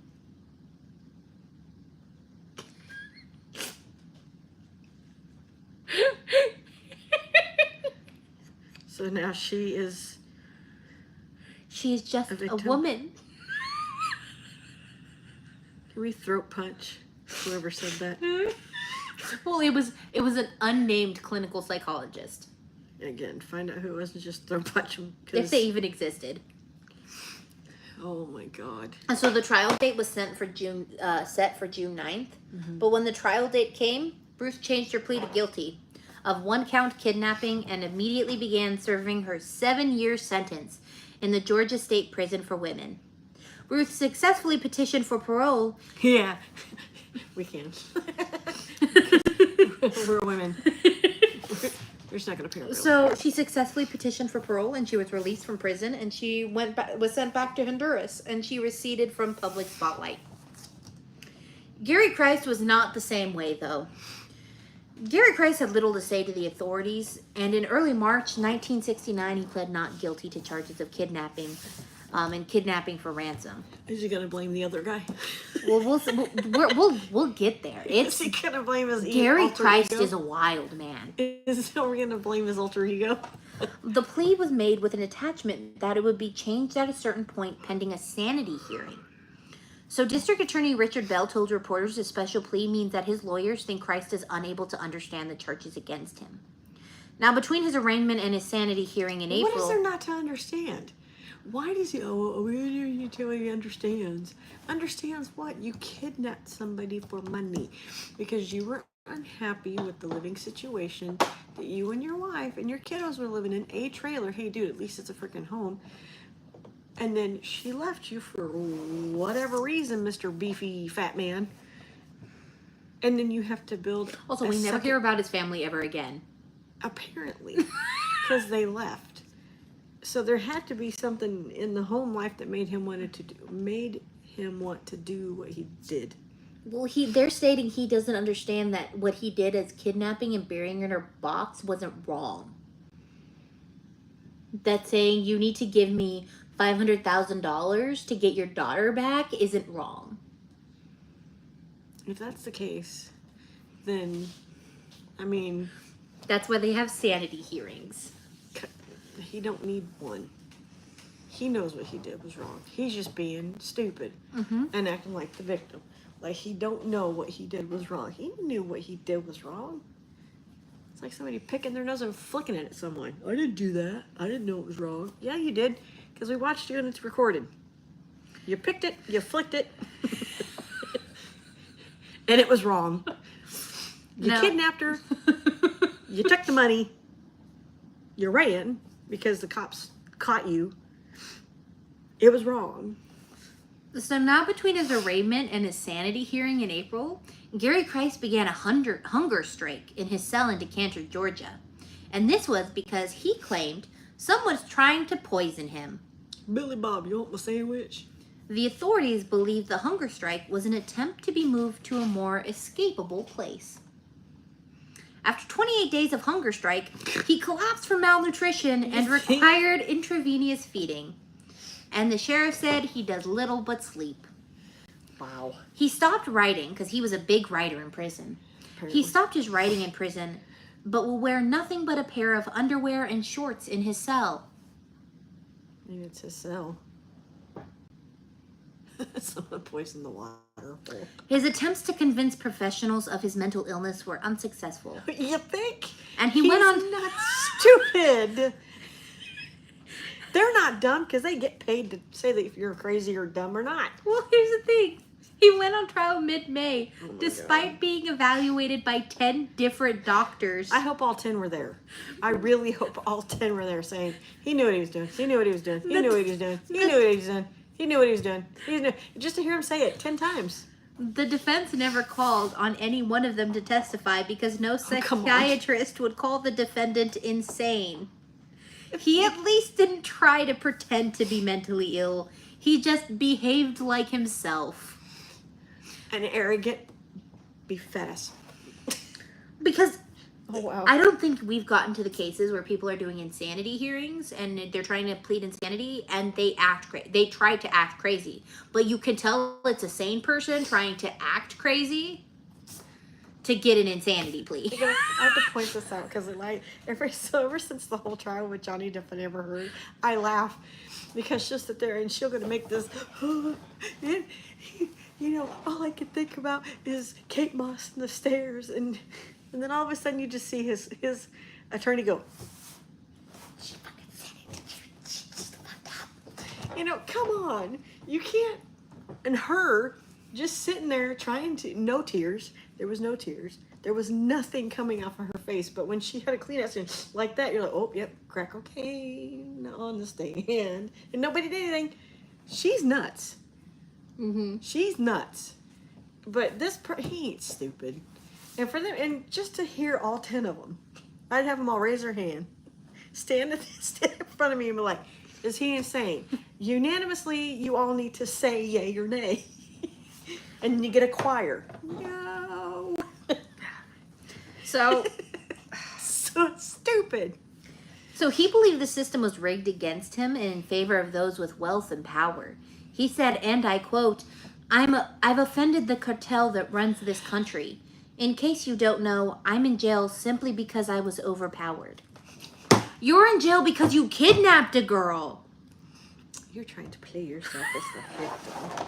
The jury didn't seem to pity him one bit, and they deliberated for a little over 4 hours. Dude, you wouldn't even need 5 minutes. You're in the room. You're out. We can go home, have lunch. Well, I think the reason they were debating so much was because they returned a guilty verdict with the recommendation of mercy, which basically means spare him the death penalty. Well, he didn't kill her. I mean, he did almost. He could have killed her if he wanted to. So he got a life sentence. That's even better. Yeah. Oh God. Sorry, my legs hurt. To be as innocent. Which he is not. In an editorial of the Miami Heralder, one journalist wrote, "The kidnapper is a brilliant man, but we do not agree with his view that he is a superior human being. We will not accept the definition of a man who put the Mackle girl in a crude grave and left her there tortured in darkness. Yeah. The superiority of Gary Christ is one of cruelty." I mean, he two different people. Multiple personality. No, he just had multiple different aliases. The Supreme Court agreed with the wider public with respect to his freedom in 1970. His lawyers filed an appeal with basically a bunch of BS. The main thing they said was that the lower court erred in overruling the defense's motion to dismiss the charges of kidnapping for ransom, given it was not defined in the statutes. The Supreme Court said, wrong, it was a just verdict. Now in the wake of her rescue, Barbra spent a couple days in her hospital before going home. They fought reporters and basically said, leave us alone. We don't want to be bothered because by they had you." to get her rehydrated and all that stuff. But after a short period of time, she granted a couple of interviews where she talked about her experiences. She said that after her abduction, she was injected with a tranquilizer. She said that most of the time she was woozy. She explained that she tried to talk them out of it, but they paid her no mind. She also explained that she was awake when they took those photos of her. But a tranquilizer probably was just... Yeah, she was just woozy the whole time. What made her look like she was dead, but she wasn't. She said, she explained, she was in a box for 83 hours. But did she also go into the thing of where they gave her, like... Didn't she have she had a tube for water? Yeah, they had the tube of the water at the bottom, which she could reach through a long straw, food within reaching distance that she would have to eat laying down, and then the exhaust fan. I mean, you can never find any kinder kidnappers.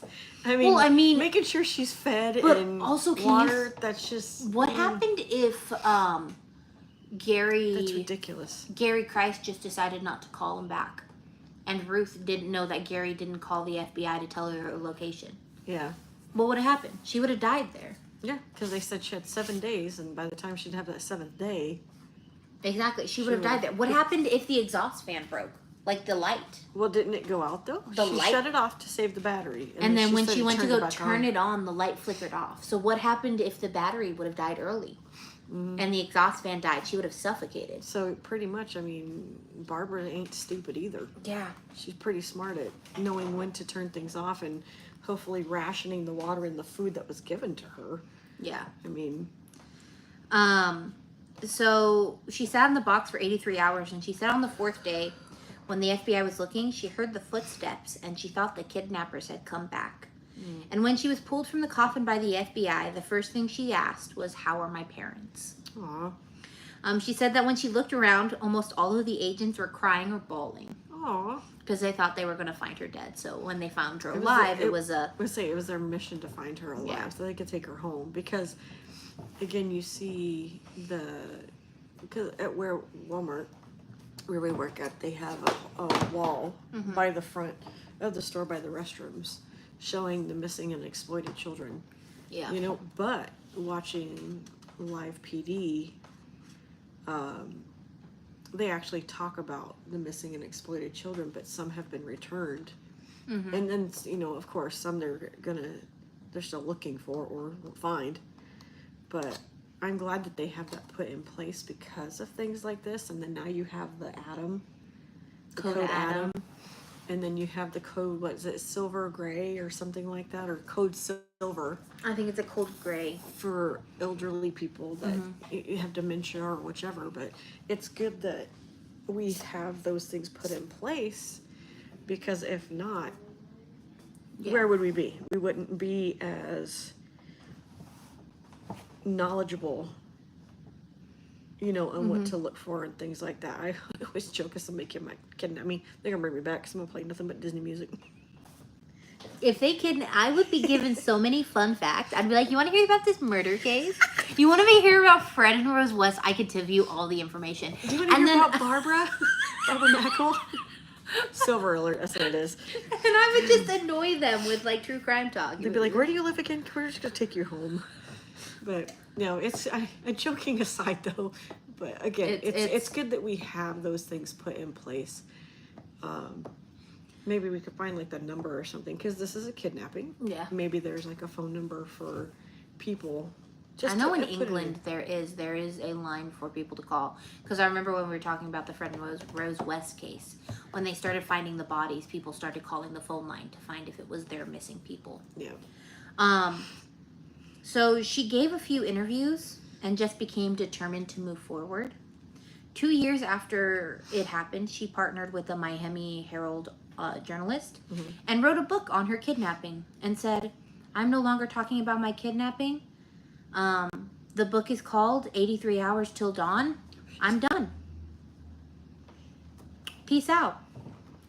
I'm no longer talking about this. You got my book. You're done. That's all now I you got." can read about it. In 1971, Barbara married her friend Stuart Woodward, Aww. where they moved back to Florida and stayed out of the public view and lived their lives, having a child. Nice. Sadly, in 2013, Stuart passed away. Aw, poor Stuart. Yeah. But that's so sweet. Yeah. The fact that they got hitched and had a baby. Yeah. So, we're going to talk a little bit more about Gary Christ, because Gary Christ doesn't go away. Apparently not, because you keep bringing him up. In 1973, Gary Christ tried to escape the Georgia Diagnostic and Classification Center by crawling through the air ducts and hiding inside a large garbage bin, Okay, thank you, Angela. where he would be loaded into a truck to be removed off the grounds. He was unsuccessful in his attempt to escape. Duh. The attempt earned him 2 additional years. Stupid idiot. In May 1979, he was paroled. And a lot of people hated that and were upset about it. Well, yeah. The parole board justified his parole by saying he wasn't violent. And they minimized the original crime. They said that Miss Woodward suffered no lasting trauma from the whole ordeal. She was buried in a box. That's pretty violent. I don't know about you, but with that very feels little food and water. that feels violent. It may not have knowing been. if she's going to see her family again, or that's so minimal. I'm gonna downplay it, cause why? I'm a smart man in a suit. Yeah. My God, you fucking fucktard. The conditions required. Justice system. I'm just gonna say that. Justice system. The conditions he required, he moved back to Alaska. In 1983, he was accepted into medical school at the University of Washington. Oh yes, let's give him more. To where if he goes to kidnap somebody else and does anything further, he's gonna know how to do it. He completed the program. Foot cramp. He completed the program and struggled to find a state that would give him a license. Thank you for not giving him one. In 2001, Indiana gave him a probationary license Oh, to God. private doctor. Did he become Dr. Kevorkian? To practice medicine, he opened a tiny practice in Christie. He got a bunch of people to say he was a great person and he had changed. And it was because of these people that they thought about releasing him. They didn't, though. They just thought about it. It just popped in their head. Okay, you keep thinking about it. But within a year of opening his practice, he proved the critics right. In fall of 2002, the licensing do? board pulled his probationary license for failure to comply with supervisory requirements. Turns out he was forging his supervisors' names on pieces of paper. And you guys learned nothing from the kidnapping. In addition to the lies and frauds, there was an incident where he told a 13-year-old girl with an eating disorder that she had a big butt.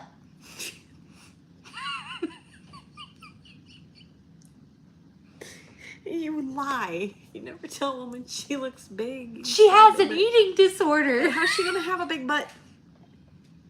Dude, come on. Oh, it gets worse. Indiana, what was wrong with you? Giving him that probationary, that freaking license. And another incident where he told a lady that was recently diagnosed with HIV, her boyfriend must be thrilled. Yes, he's so thrilled that we put little HIV things on our tree every year for Christmas. You stupid, stupid little man. Oh my God.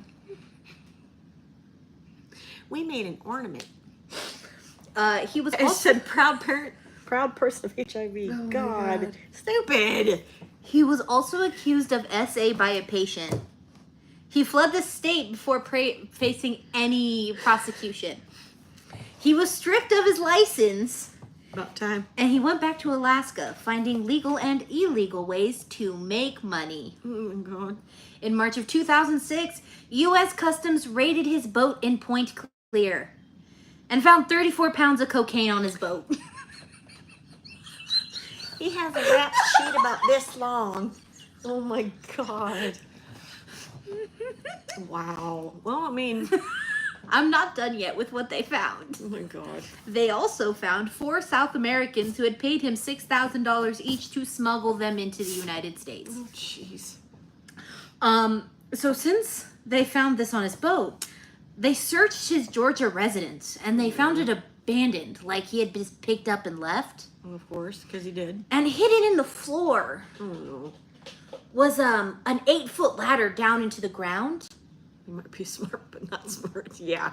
Was an 8-foot ladder into the ground. Oh wow. And when they police reached the end of that ladder, Oh no. they found a giant underground drug lab. I mean, a little bit better than Pablo Escobar. He used to keep it hidden. Oh my God. Police said they almost missed it. How do you almost miss something like that? Because they almost missed the latch to open the door. Oh my God. It was buried under his house. And it all took you all that long. Wow. Oh, God. Oh, well, I mean, he found illegal ways to make money. The new charges earned him 5-year sentence. Oh, jeez. But after being released in top of the 2010, he violated the terms of his probation again, and he went back into prison in 2012. Until he was released in 2015. This man not learn anything. He is now 80 years old. Well, he ain't gonna get far. This is the last I've heard is he was released in 2015. I haven't heard anything else about him. I'm gonna actually do a quick Google search on him. Make sure nothing wild about him has popped up. Who knows? It might have. I mean, His middle name is Steven.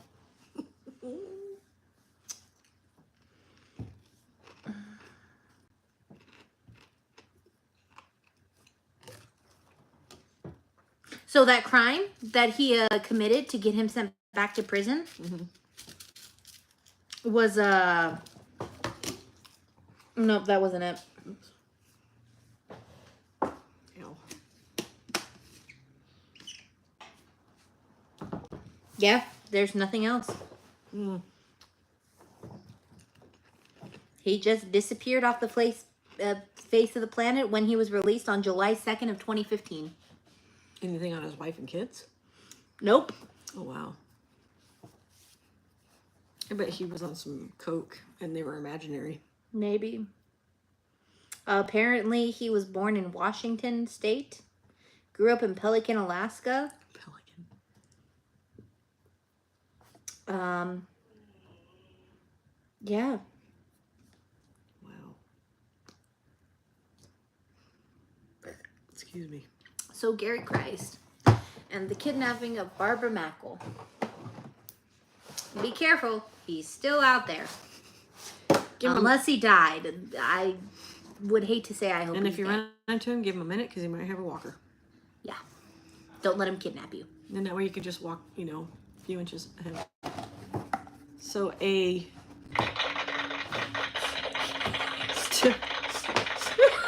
to Barbara Yes. for being sent home alive, and Gary Christ. to Gary Christ for being a douchebag. And then also Ruth Eiselman Shear. That's what she gets. Yeah. Because she just left. She didn't call the FBI. She was like, hey, heads up, this is where she at. here's some more information. No. That's because she said she thought he took off at the money. Yeah, and so she was like, oh. Take the walker, laugh out loud. Just take it. You can't get far. Nope. You don't need it. Just like Also, I was talking to Amanda about getting me one of those speeding wheelchairs. No. She said I should get flags on it if I do get it. No. That way she can know it's me and track me in the store. Dude, the guy that works in the nail salon no. There's a gentleman that comes into our store that I think is a paraplegic or something like that. Boy, he zooms. Because it's fun. Can you imagine sitting in a chair? This dude will run you over if you don't move. Is that the dude who hit the lady? No. Okay, so another This is dude a hit different another lady. This is a white dude in, I don't know what the other guy looked like. This is an older white gentleman that comes into our store and goes shopping. And he I thought it was the same You dude just that see him hit go, the lady. and you're like, did you catch that? Because I did not. Because he flies. I would fly. You need it painted like a race car. Yeah, I need a pin like a race car. I need a little flag. Can you imagine how many go back? Do you know how much freight I could work? I could literally just fill my lap with just clothes and just zoom forward. I'd be such an effective employee. Running into racks. We're not going to talk about that. We're going to not talk moving about that. furniture around. Us having to hide behind racks because we knew she's coming. No, it's okay. I've You're almost hurt. gotten throat karate chopped by one of those racks because somebody, a customer's driving one of their electric scooters and it hit the rack. And I had literally been just sitting like this on one of the racks talking to Carla. And I had moved when I saw lights her. on the wheels. Running over customers. Yep.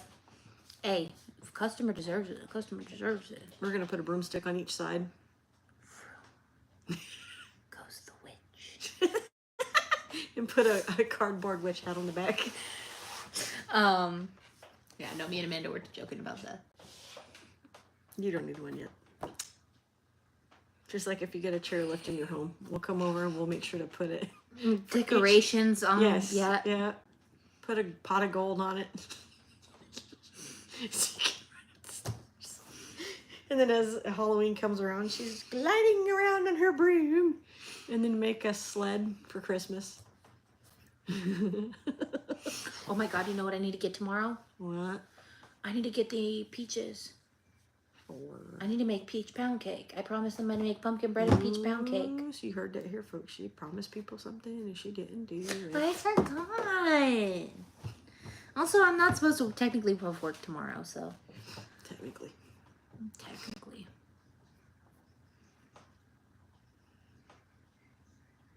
So yeah, that's the kidnapping of Barbara Mackle. I'm sorry. I'm zoning out. I don't know why I'm starting so to whine. tired. I'm sorry. I'm starting to whine down.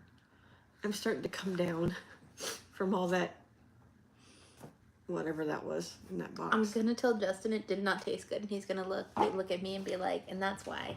Angela wants peach pound cake. I'm making it for Carla.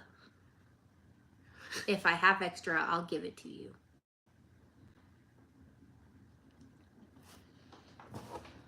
Eh? Oh my God. I don't know why. I've just been tired all day. Well, you did go to Bath and Body Works. I did. Because their summer wing collection is out. Yes. It's adorable. And some of their fall stuff is out. Yes. It is also adorable. Yes. I got her a capybara hand sanitizer holder. Yes, bright and early tomorrow. Yes. Go rest. We will. We definitely will. Yes, since we have to be up at 4 o'clock in the morning to be at work at 5. Michelle, you know, when I first met Michelle, Michelle told me I don't go to work before 6 a.m. Nope, I don't. Oh, is there summer wing decor at 5031? Yeah, we have it. We have some too. Ours is the blankets though. Oh. Yeah, I think it's the blankets because we have it. We have it down the Action Alley, in front, in between. Why does 5031 get all the good stuff? Oh, because they suck. I didn't say that out loud. Well, that's all we have. We don't have anything else because right now we're putting out our skills thing. It's July. Skill. I know school begins in like a month. Oh, it's their dollar section. We don't have that. I wish we had. Do you know what they were originally going to make our grab and go? A dollar section. Pumpkins out of watermelons? Oh, pumpkins coming out of watermelons. Oh, I was like, what? Whatever it is you're drinking, Angela, put it down. It's making you delusional. What else was there? So I got Your some episode pumpkin is next seeds. week. Yes, it is. You got a Disneyland. The I get to 70th. take a little vacation. Ghost stuffies with summer stuff. Yep. Ooh. Yeah, we got the blankets. That's all we have. Asia was saying that's all they had her put out was the blankets with the Yeah. ghost of stuff in the water. Yes, next Monday is the well, technically it's not the 14th. It is actually, that calendar's wrong. It is actually the 17th, which is a Thursday. It will be we're going to kick off a little early, which they've already done it as well, the 70th anniversary of Disneyland. So I've already written some stuff. And then I gotta write budget. I might borrow her tablet though to look some things up. But I found a book I have that I totally forgot I had it in my bookshelf. So I'm gonna go through that because it actually goes through the years of when things were done. So probably I don't know, it'll be very knowledgeable and like informational, I should say, because even taking people to Disneyland, I pointed out different things in the park. You know, like his dad having his own construction company and where it's at, and learning little tidbit things. Oh, which we need to watch Walt Before Mickey before I do this because I want her to see that, because that'll also be something that I talk about literally, you know. I will also be watching Sinners this weekend. Tomorrow when I get back, Sinners is on HBO. And so I am going to try to get all my chores done today, all the laundry done, all the cleaning done, so that tomorrow, when I get off work, I can sit in the living room with a blanket and watch Sinners with some popcorn. And it has some pretty good music. There's only 2 songs on my playlist that I kept. Not bad. Yeah. So, yep. So next week, definitely come back here. Be the Disneyland 70th anniversary. Just going to talk about the history of the park. That's it. We're not going to talk about, I mean, yes, there'll be some mentions of Walt because obviously this is the man He created behind the magic. He's the one that created it all. And then in December, we will get behind the man of the magic and talk about him and everything that he went through. Hence why her watching Walt Before Mickey kind of gives her the heads up of a little bit about Disneyland and what made him come up with it. You know, it's a good movie. I like it. You can only find it, I believe, on Amazon now. Amazon Prime. You can't find it anywhere else. It was on Netflix, and then they took it off. So come back next week. Same magic time, same magic channel. And we will get to talking on Disneyland.